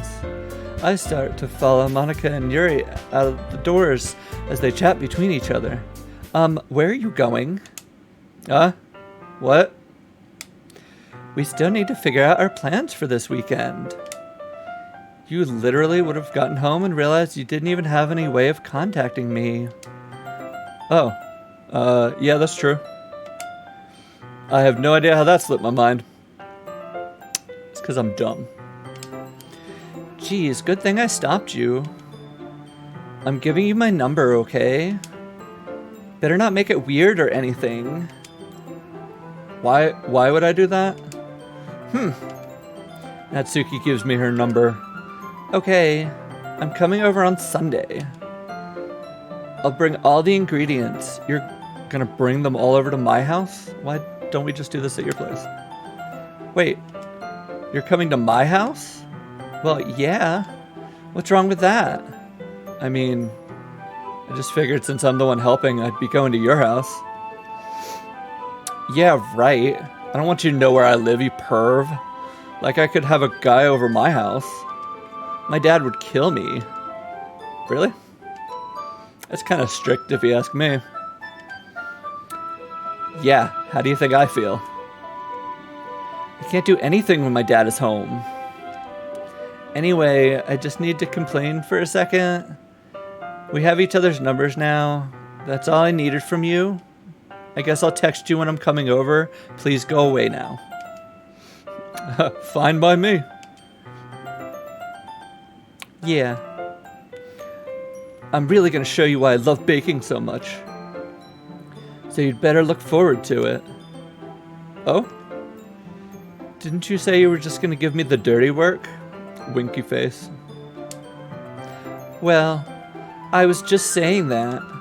It's not like I could act like in front of everyone, like I wanted you to come over secretly, ooh. That's why I was looking forward to this. Wait, really? What kind of? Just because I never got to bake with someone else before. And I can't do any dirty work in front of my dad.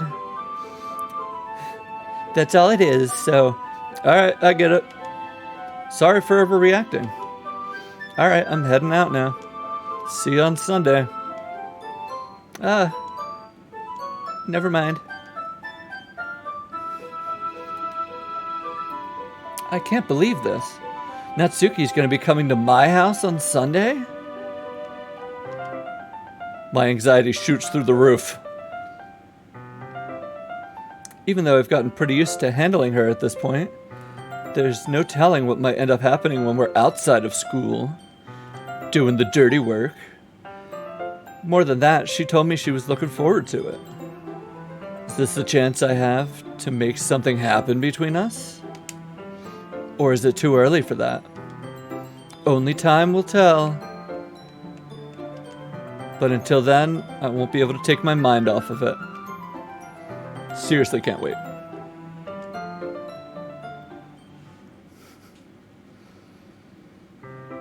It's already Sunday. That was fast. I've been getting increasingly anxious about Natsuki's upcoming visit. I kept telling myself there's no reason to be nervous, but that does not help. I wonder if she'll act any differently when it's just the two of us. Meanwhile, she's been texting me a whole lot. She will not leave me alone. We sent each other one after exchanging numbers to double check, but it turned into a conversation. She's almost a different person a different personality on the phone, using tons of emojis and cute language. She also really likes complaining about things. Oh, I love complaining about things, ooh. But I kind of saw that one coming. Putting Natsuki aside, I haven't heard anything from Sayori since she left the club the other day. Not like we text each other all the time or anything. But I've been worried about her in the back of my mind, so I waited 3 days to check on her. Between what Sayori said and what Monica said, is it really okay for me to put Sayori's feelings aside when she might need me? I decide to visit Sayori before Natsuki comes over. Rather than asking, I simply tell her I'm coming over, much like we've done in the past. Once I reach Sayori's house, I knock on the door before letting myself in like a creepy neighbor. Again, we used to play so often, we've made it a habit of simply entering each other's houses like we were family. Weird, don't do that. The house was quiet. Sayori isn't anywhere on the first floor, so I assume she's up in her room. It's already strange of her not to run down and greet me. I head up to her bedroom where I finally find her. Sayori? Hi, Ash. I sit down in her room. Sayori forces a smile, but it's easy to tell she's different. There's a minute of silence between us. You haven't come over like this in a long time, have you? I guess you're right. It has been a long time. Not much has really changed, has it? Sayori's room is messy as it always been. I also recognize the same stuffed animals and wall decorations that she's had for years. Hee. If you came over more often, it wouldn't be such a mess. Bitch, I ain't cleaning your room for you. That's because I end up cleaning it for you. How come you suddenly wanted to come over today? Aren't you supposed to see Natsuki today? Yeah, but... Oh, that's me. Yeah, but... Wait, how did you know that? Sayori had already left by the time we decided that last meeting. Monica told me. It's only natural for her to keep me informed about the festival preparations, right? Oh, yeah, sure, that's true, I guess. But what about you? Aren't you going to be helping Monica today? Of course. But I'm just helping her online. We didn't plan to meet up or anything. Oh, so it's just me and Natsuki then. Yep. That's not weird at all. There's more silence between us. Sayori stares in a random direction. Everything about her behavior is really uncharacteristic. I finally get to the point. I just wanted to see how you were doing after you left on Friday. When something's wrong, you can't hide it from me. I know you too well. I'm in your house right now. So... Sayori smiles, shaking her head. That's no good, Ash. Huh? Why can't it just be like it's always been? This is all my fault. If I didn't get so weak and accidentally express my feelings, if I didn't make that stupid mistake, then you wouldn't be worried about me at all. You wouldn't have come here. You wouldn't even be thinking about me right now. But this is just my punishment, isn't it?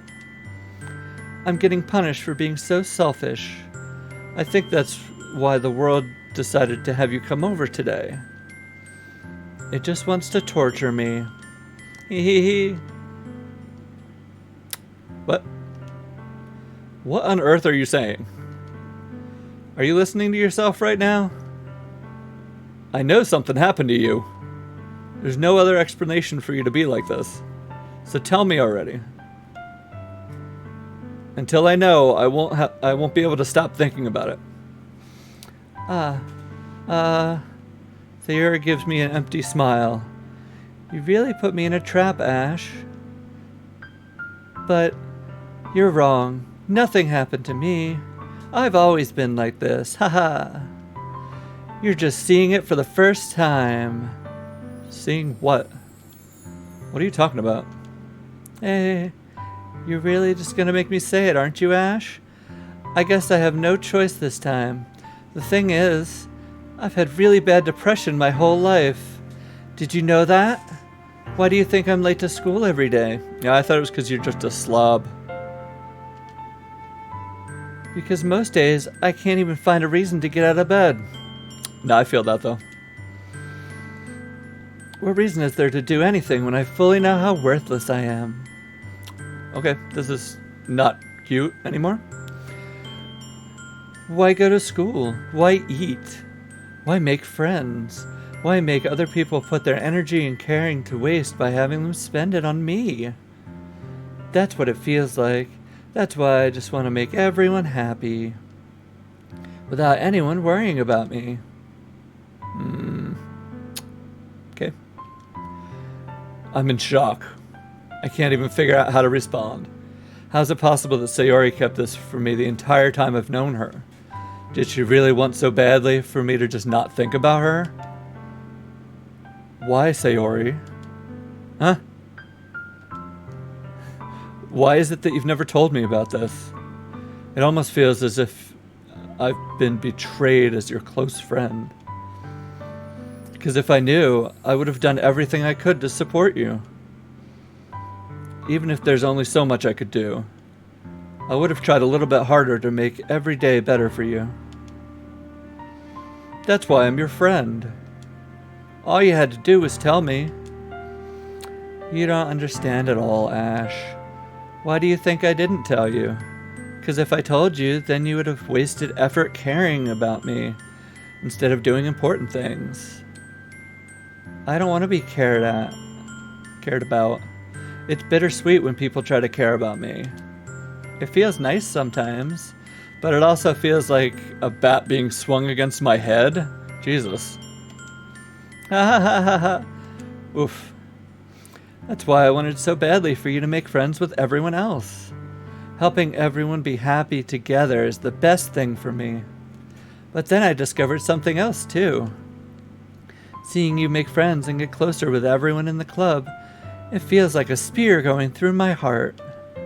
So that's why I decided the world just wants to torture me. Every path leads to nothing but hurt.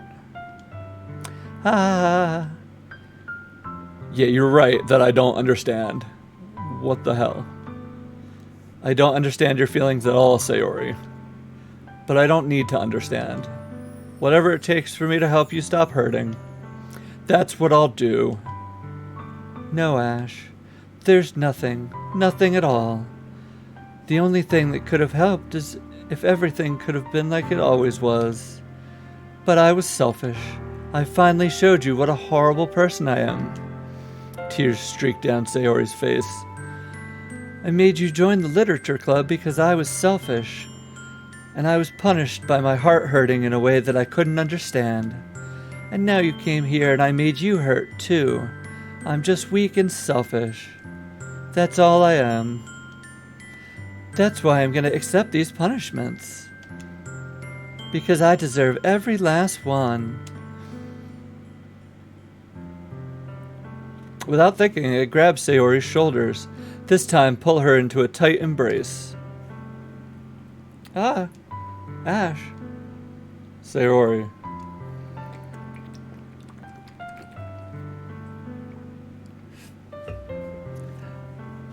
I don't care if you feel selfish. I'm really happy that you convinced me to join the club. Seeing you every day makes it worthwhile enough. I made friends with everyone else, that's just a bonus. But please, never underestimate how much I care about you. I wouldn't have it any other way. Ash. Sayori isn't hugging me back. Yeah, 'cause you a weirdo that just walked into her room. Despite my arms being wrapped around her, Sayori's arms remain at her sides. She starts sobbing next to my ear. No. Don't do this to me. Please don't do this. Ash, Sayori barely manages to speak between her sobs. I don't know if I'm doing the right thing, but all I want is for her to know that I care. If you have it in you to call yourself selfish, then you have it in you to let me be selfish too. No matter what it takes, I'll figure out what needs to change. I'll make these feelings go away. And if there's anything you need me to do, then you better tell me. I'll get mad if you don't. You wouldn't like me when I'm mad. I don't know. I don't know. I don't know. I don't know. I don't know. Gently, Sayori finally puts her arms around me in return. I don't know anything. It's all really scary. I don't understand any of my feelings, Ash. The only time I'm not feeling nothing is when I'm feeling pain. But your hugs are so warm, and that's really scary too. Sayori lets me go. As she does so, I let her go as well. The festival is tomorrow. Yeah. It's gonna be fun, right? Yeah. How would you like me to spend it all with you? It's what I want. I promise. I think it would be nice then. Yeah. Sayori wipes her eyes. If I could spend the whole day here, I would. Of all days, this has to be the one where I have other plans. Maybe I should cancel. No, don't. Please don't. If you did that, then I really wouldn't forgive you. But it's almost time for Natsuki to meet me at my house. At the very least, do you want to come along and help us out? It would be fun. To my surprise, Sayori shakes her head. I'm sorry. I don't know if that would be very good for me today. You understand, right? It's kind of hard for me to fully understand. But I'm trying my hardest. It's okay. Don't worry too much about it. I'll see you tomorrow, okay? Alright. I look forward to it. Oh, I look forward to it. I say goodbye to Sayori and exit her house. On the way home, I find myself still feeling uneasy. But it's hard for me to keep thinking about it when Natsuki is about to come over too. I think Sayori is right. I shouldn't be working too much, and we're definitely going to have a great time tomorrow. I should just focus on what's ahead of me. I spend only a few moments back at home anxiously awaiting Natsuki's arrival. Before I know it, she texts me to let me know she's outside of the front door. Without delay, I open the front door and let her in. ...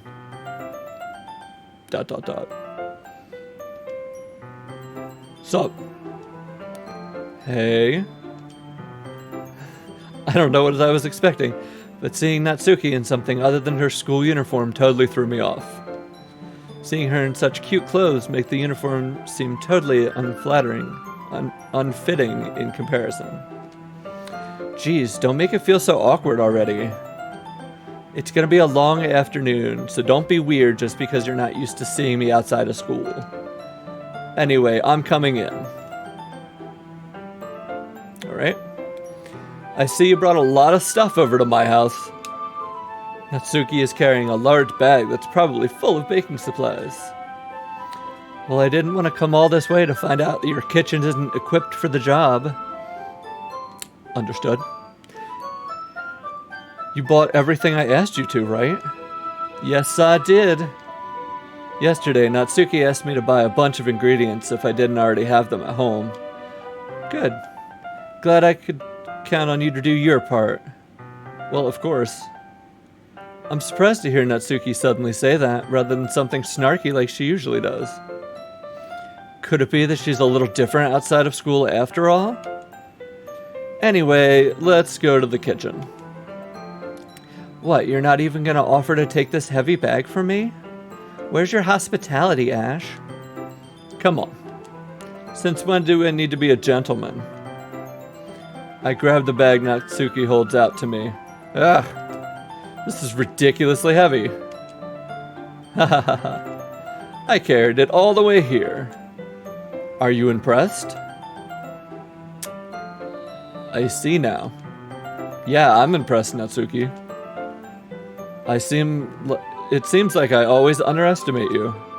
Ha ha ha. It's because I'm so small, isn't it? You jerk. Natsuki hits a fist into my chest. Hey. Your size has nothing to do with it. Do you really hate being small that much? It's not like I hate it. I mean, sometimes I like proving people wrong when they only think I'm worth my size. It's fun when I get to be small and also better than other people. I think it's fun when you get to be better than other people no matter what your size is. But, geez, never mind. What are you making me say? Don't think you can make me talk about weird things just because we're not at school. Are we getting started or what? There's a lot of stuff I gotta teach you. What? That's a little bit more like you. You're more fun when you speak your mind like that. Hey, now you are treating me like a kid. I was just trying to be a little nicer to you, you know. Just because I don't have a mature and sexy figure like Yuri does doesn't mean you should treat me like... Natsuki catches her words and her face turns red. Natsuki? Forget it.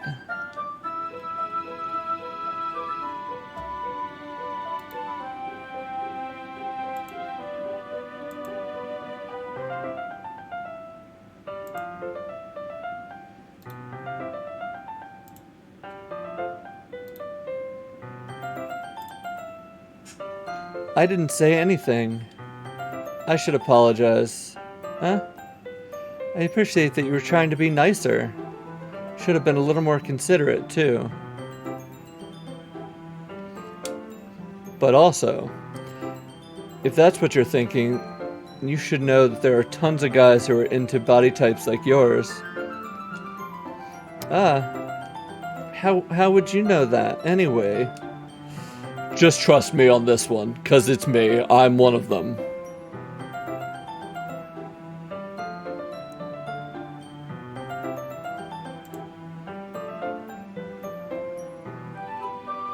One second.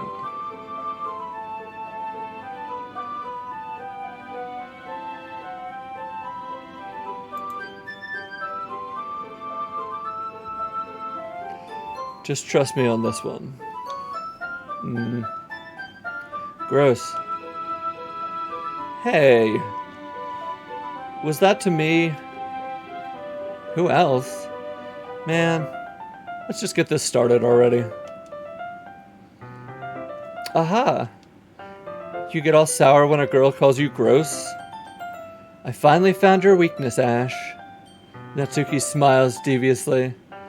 Please spare me. Well, if Natsuki decides to dish out more insults like that, there's no way I'm not going to fight back. She's also satisfied enough for now, finally starting to pull things out of her bag so we can get started. Before long, the whole kitchen is a mess.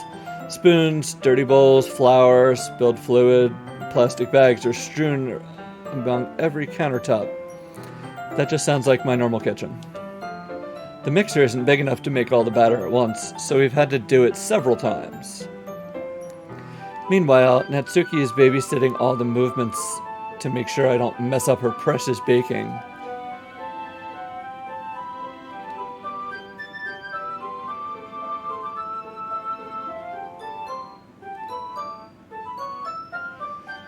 Ash, when did you put in the food coloring? Where did you put the food coloring?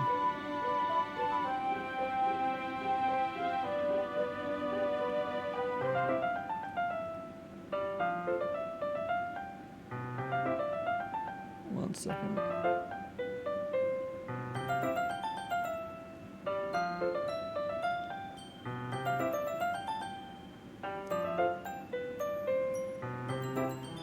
Sorry, trying to remove all the chat spam.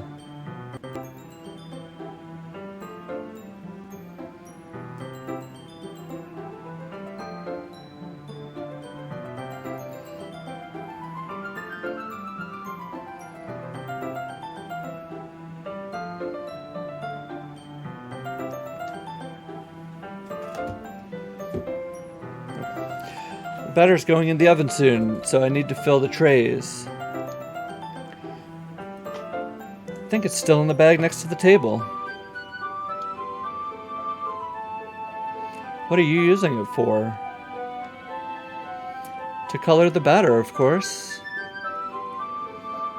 I'm making each tray a different color. That way, even if the flavors aren't different, everyone can still pick their favorite. Ah, that's a cute idea. Are we doing anything like that with the icing? Do you want to?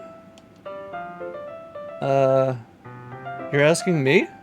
I don't really have a preference. Come on, you're not putting any heart into this at all. Can't you at least try to have fun? I'm having fun. Not really sure what Natsuki's trying to get out of me.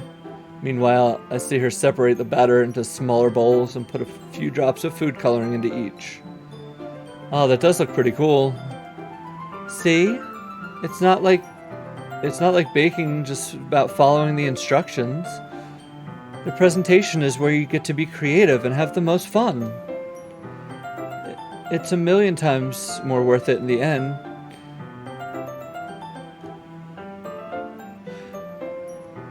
If just looking at it makes everyone's eyes lighten up. I like to eat the batter without baking it. I don't think you're supposed to do that anymore, but same. Yeah, raw batter, raw cookie dough is delicious. Like the ones you made on my first day, huh? I recall Natsuki proudly presenting her cat-shaped cupcakes and Sayori and Monika's delighted expressions. I wonder if I can make Natsuki proud like that too. Yeah, maybe I will use food coloring then. Sounds like you're starting to understand. Just make sure you completely finish mixing the icing before you mess with the food coloring.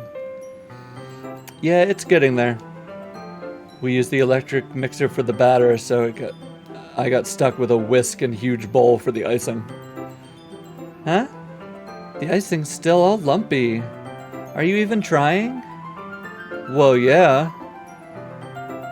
It'll just take a little longer, because I gotta mix it by hand, because you didn't bring over a mixer. Geez, I'll be here all night if you do it like that. Here, look. Natsuki grabs the whisk from me and uses her other hand to tilt the bowl back. You really need to beat the crap out of it. After a few seconds, the consistency of the icing has already improved. See? As if to emphasize, Natsuki sticks a finger in the icing and pops it in her mouth. I reluctantly start to do the same. Hey! Natsuki suddenly grabs my wrist. I don't want your gross fingers in my icing. Your icing, huh? I think you're forgetting who did all the work. I start to fight back, trying to inch my finger towards the bowl. Don't make me beat the crap out of you next. I'd like to see you try. I push harder, just enough for my finger to reach the icing. I triumphantly scoop some with my finger, just as Natsuki tugs with all her might. The force of Natsuki pulling me causes me to stumble, making her stumble in turn. Gross. You got it in my face. Whose fault is that? The big blob of icing on Natsuki's cheek. She tries to reach it with her tongue, but it's too far away. Geez, you know what? Take this. Natsuki instead wipes it off with her finger before shoving her finger towards my own face. You wish. I'm faster. I grab her wrist with my hand before it reaches my face. Natsuki tries to use her other hand and fight back, but I grab that one as well. Stop. Not until you apologize for calling me gross. Fine. I'm sorry for calling you gross. You know I didn't mean it. Just fun seeing your reaction to it. You do that to me all the time, you know. Saying dumb things just to get a reaction out of me. You really shouldn't tease girls like that. Oh, is that so? In that case, I probably shouldn't do this either. I take Natsuki's finger and put it in my mouth, licking off the icing. What? Did you seriously just... Natsuki's so surprised she can't even figure out how to get mad at me. Her face is entirely red. Ash, you really shouldn't do that kind of thing to girls unless you really like them. You know that, right? ... What kind of question is she asking me just like that? How did the mood turn to this so quickly? Natsuki gazes at me in silence. I notice her shallow breaths. Why am I starting to feel so dizzy? Out of nowhere, the fire alarm starts going off. Natsuki rushes over to the oven. Is something burning? Thought you didn't put the cupcakes in yet. Cough. No wonder you left a dirty tray in here, dummy. How could you make a mistake like that? Should have checked before turning the oven on. Don't blame me for your mistakes. Jeez. Natsuki uses an oven mitt to grab the blackened tray out of the oven. She sets it on top of the stove. In another moment, the fire alarm stops. Anyway, I'm putting them in the oven now. Yeah? The tension from a moment before still lingers over our heads, but the moment has already been lost. I watch as Natsuki slides the cupcakes into the oven. Then I reluctantly pick up the whisk and continue with the icing like nothing ever happened. That smells so good. The cupcakes are ready to be pulled out of the oven. As soon as Natsuki opens the door, a blast of sweet-smelling warm air fills the room. Look at how cute they all look. She proudly shows off the different colored cupcakes in each of the trays. They'll look even better once we add the icing. Not like you need to tell me that. I brought decorating stuff, so I hope you can get creative. Here, scoop the icing into these bags. Natsuki hands me some plastic bags. I have these nozzles that'll make it look nice and fluffy. This one can even make flowers. We probably won't be using it this time, though.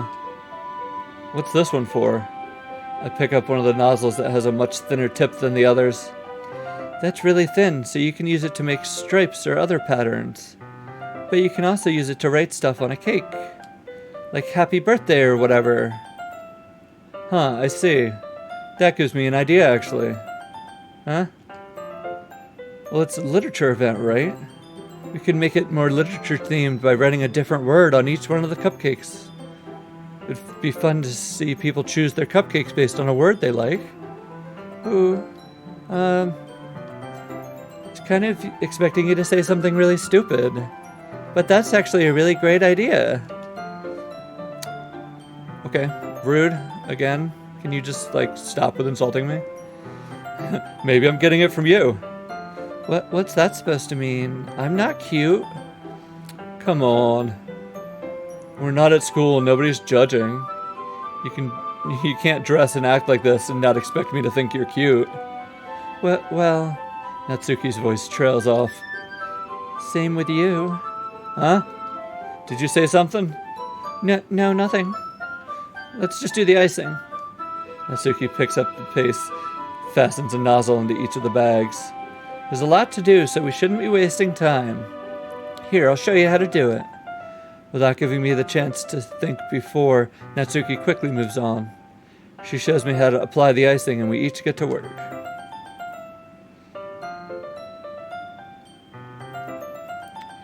When we're finally finished, Natsuki puts them all side by side to admire our work.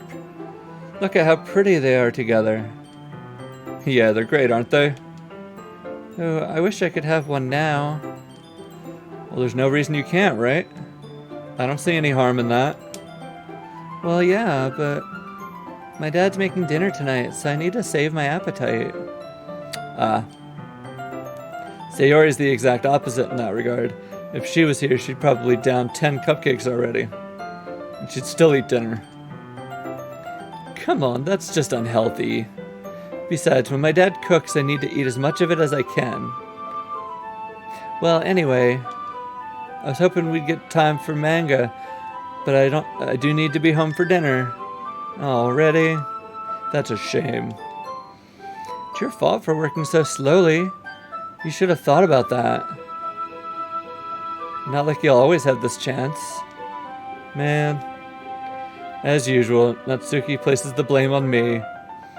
You can bring the cupcakes tomorrow, right? If you and Sayori each carry some, you can probably do it in one trip. Yeah, I can do that. And don't worry, I won't let her eat any. We'll see. I wish she would listen to me the way she listens to you. Yeah. Again, think back to the conversation I had with Sayori earlier today. I feel so helpless. Sayori always does listen to me, but at that point it feels like she couldn't listen to me at all. Okay, I'm all packed up. Good work today. Yeah, you too. I'll walk you out, I guess. Or whatever. Just like that, Natsuki's already about to leave. Feels as if the afternoon went by in a flash. More than that, did I even take the opportunity to get closer to her like I wanted? Well, I guess I'll be off then. Thanks for all the help and everything. I'll see you tomorrow. Wait, Natsuki. Huh? What you said before about not always having this chance. It doesn't have to be that way at all. I had fun today. You showed me how fun baking can be like you wanted. But aside from that, you can come over any time, okay? I think that if possible, I'd like to spend more time like this. If you want to read manga or go out somewhere, do you really mean that? Natsuki looks at me tensely, like she's trying to hide her expression. Yeah. I want to spend more time with you. Yes, this is my first playthrough, but I've seen a couple people play through it, so I kind of know what's going to happen. I want to spend more time with you. Ash, I thought you only cared about getting this done. Ooh. I'm sorry I had to leave so early today. I really didn't want to. I would really stay here longer if I could. I feel the same way as you, so... Natsuki suddenly gets closer to me. She's real close. She's right up in my face. Wait, Natsuki. Standing inches from me, Natsuki looks up at me. I feel her fingers gently clutch at the side of my shirt as if holding on to me. Her rose-colored cheeks and matching eyes fill my vision, along with her slightly parted lips. What is happening? My head starts to go dizzy as I feel her soft breaths against me. I've felt it. For a while now. Natsuki suddenly jumps back. Sayori? Huh? Ah! Hi, Ash. Sayori? Just now, we weren't... It's okay, Ash. I just stopped by to say hi. Well, you should have come a little earlier. I'm already on my way out, so... Oh, really? That's too bad. Yeah, well... Still see you at the festival tomorrow, so it's fine. Just don't eat any cupcakes before then. Anyway, later... Clearly flustered, Natsuki hurries off, and Sayori waves goodbye. Sayori, I thought you didn't want to come over today. Well, I tried staying in my room, but my imagination was being really mean to me. So I had to come here and see it for myself. See what? What are you talking about? You know, how much fun you were having with Natsuki, and how close you had gotten to her. It makes me really happy that you've made such good friends. Yeah, I'd be more than friends if you didn't ruin my opportunity. That's all that matters to me. Tears start to fall down Sayori's face. That's all that matters to me. Why am I feeling this way, Ash? I'm supposed to be happy for you. Why does it feel like my heart is splitting in half? It hurts so much. Everything hurts so much. This would be so much better if I could just disappear. Sayori, don't say that. It's true, Ash. If I wasn't here, then you wouldn't have to waste your sympathy on me. You wouldn't have to put up with me being selfish. Monica was right. I should just... Monica? Monica was right about what? Sayori. What I said before is true. I'm not going to let this continue. Caring about you like this isn't the burden your mind is making it out to be. It's something that makes me happy. It's something that I wouldn't trade for anything else. So even if it takes an entire lifetime, I'm going to be by your side until you don't feel any more pain. But... Sayori looks away. I put a hand on her shoulder to reassure her. I'm scared, Ash. I'm really scared. What are you scared of, Sayori? I'm scared that I might like you more than you like me. Sayori? It's true, isn't it? I was weak and started to like you too much. I did this to myself. Ash, I like you so much that I want to die. That's how I feel. And... That's enough, Sayori. I don't want you to hurt anymore. Slide my hand in Sayori's arm and squeeze her hand in mine. Do you remember how I said I'd always know what's best for you? Do you still believe me? Wordlessly, Sayori nods. Even if you don't understand all of your own feelings, I know what you need the most right now. And that's what I'm going to give you. Oh. I don't think we want to lie to our girl Sayori. You'll always be my dearest friend. what you needed most is for things to be like they've always been. Monica told me the truth. She told me how much happier you seemed after I joined the club. I know you're struggling with some really difficult feelings right now, but just trust me that I know what's best for you and will make you happy in the end. I promise it'll get things back to the way they were. I see. Sayori forces a smile through an incredibly pained expression. This is what it feels like to get stabbed in the chest. I should write a poem about this. Sayori? It's okay. This is just my punishment, remember? For being selfish, I get stabbed in the chest. So please don't worry about these stupid feelings. I know you're right. I knew this whole time there was no happiness down that path. That's why I came here, just so I could get the answer I needed to hear. And the other thing, you're also right when I want it to be back to the way it was. I realize that now. You really do know me better than anyone, Ash. I'll trust you with anything. Anything at all. So, Sayori's final smile finally breaks. All of a sudden she turns around and drops to her knees. Yeah, I'm not screaming. Peek my microphone. Clutching her head with both hands, she screams as loudly as she can. I'm so shocked that I don't know how to react.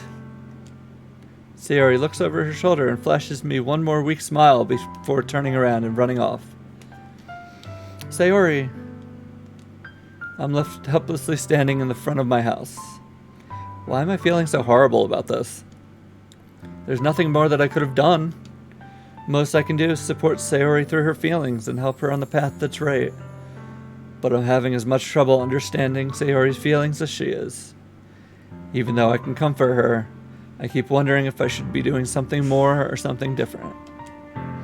I know these thoughts will continue to plague me until things are back to the way they were. I'm gonna get everything I got. Sayori will always be my dearest friend, and I'll do whatever it takes to put a smile on her face every day.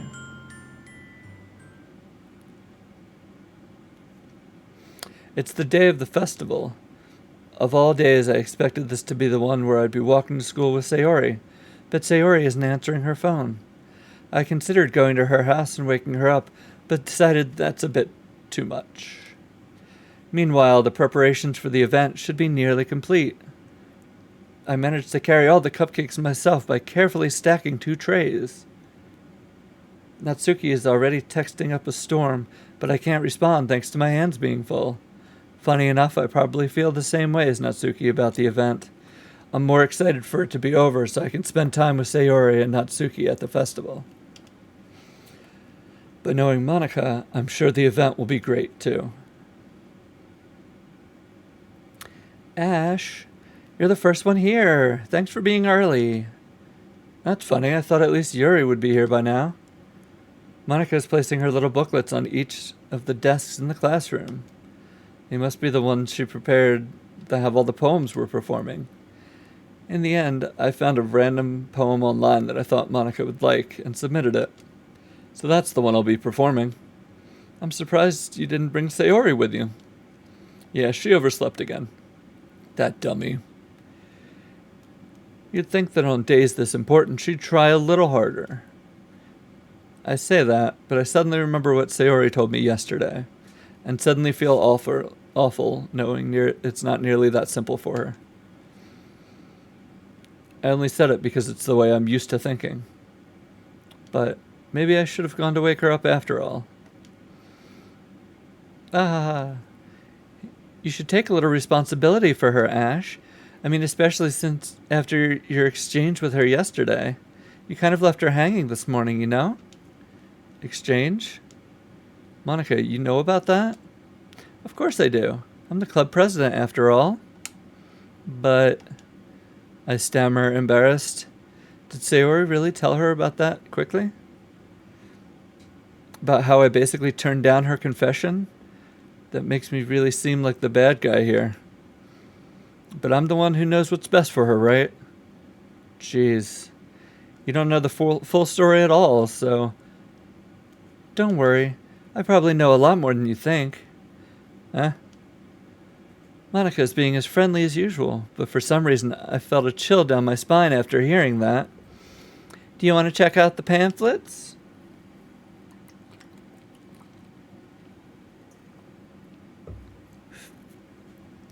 They came out really nice. Yeah, sure. I grabbed one of the pamphlets laid out on the desk. Oh yeah, they really did. Something like this will definitely help people take the club more seriously. Yeah, I thought so too. I flipped through the pages. Each member's poem is neatly printed on its own page, giving them an almost professional feel. I recognized Natsuki and Yuri's poems from the ones they performed during the practice. What's this? I flipped to Sayori's poem. It's different from the one she practiced. It's one I haven't read before.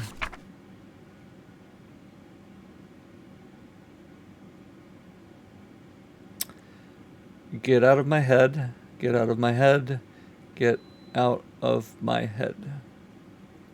Get out of my head before I do what I know is best for you. Get out of my head before I listen to everything she said to me. Get out of my head before I show you how much I love you. Get out of my head before I finish writing this poem. But a poem is never actually finished, it just stops moving.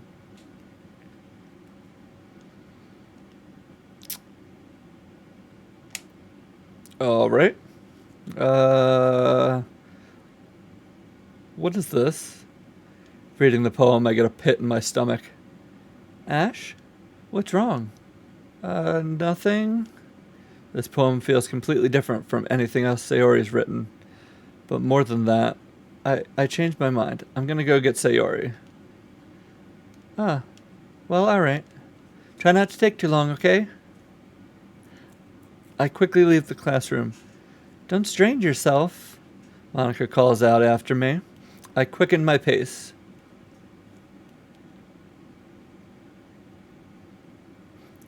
What was I thinking? I should have tried a little bit harder for Sayori. It's not that big a deal to at least wait for her or wake her up. Even the simple gesture of walking her to school makes her really happy. Besides, I told her yesterday that things will be the same as they've always been. That's all she needs, and what I want to give her. Where'd the music go? I reach Sayori's house and knock on the door. I don't expect an answer since she's not picking up her phone either. Like yesterday, I open the door and let myself in. Sayori? She really is a heavy sleeper. I swallow. I can't believe I ended up doing this after all. Waking her up in her own house. Isn't that more like something a boyfriend would do? In any case, it just feels right. Outside Sayori's room, I knock on her door. Sayori? Wake up, dummy. There's no response. I really didn't want to have to enter her room like this. But isn't it kind of a breach of privacy? But she really leaves me no choice. I gently open the door.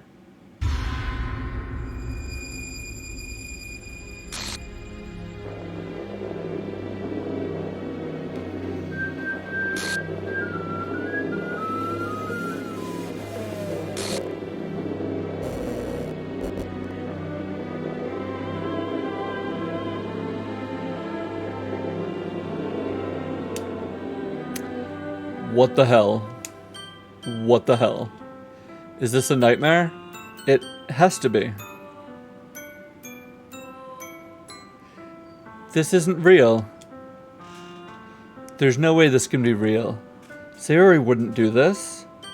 Everything was normal until a few days ago. That's why I can't believe what my eyes are showing me. You monster. I know. I suppressed the urge to vomit. Just yesterday, I told Sayori I would be there for her. I told her I know what's best and that everything will be okay. Then why? Why would she do this? How could I be so helpless? What did I do wrong? Turning down her confession, that has to have been what pushed her over the edge.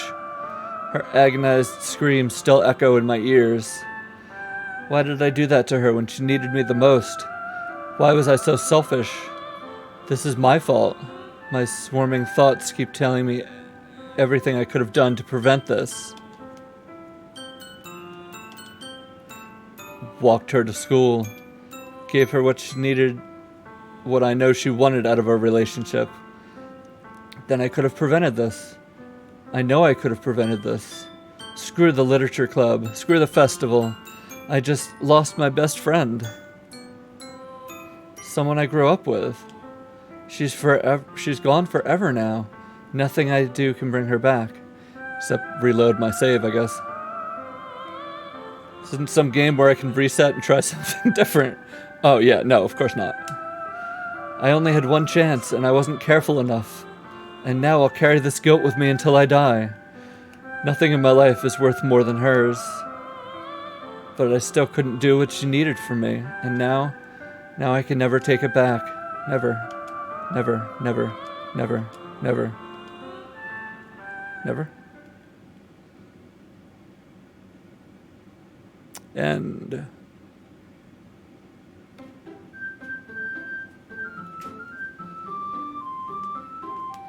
yeah, this game's not suitable for anyone that's easily disturbed. Oh, she's all pixelated now. See what happens if it continues. What?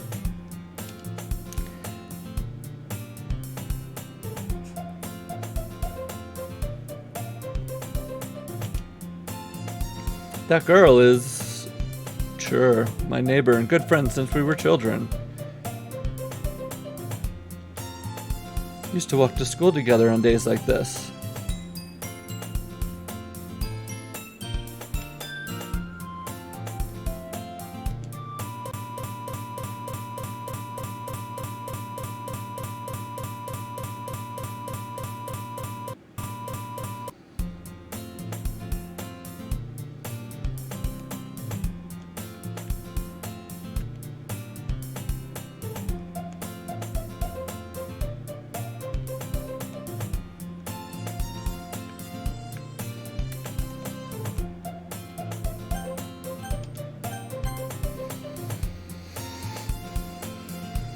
Okay. So I know we're just starting to get into the spoopy part of this game, but I gotta end it here for today, unfortunately. I will play the second half of this tomorrow, around 11 Eastern Time, so we can figure out what's going on, what happened to my girl Sayori. Alright. Thank you everybody for watching today. I really appreciate the support. You all have a great day, and I will see you tomorrow. Bye.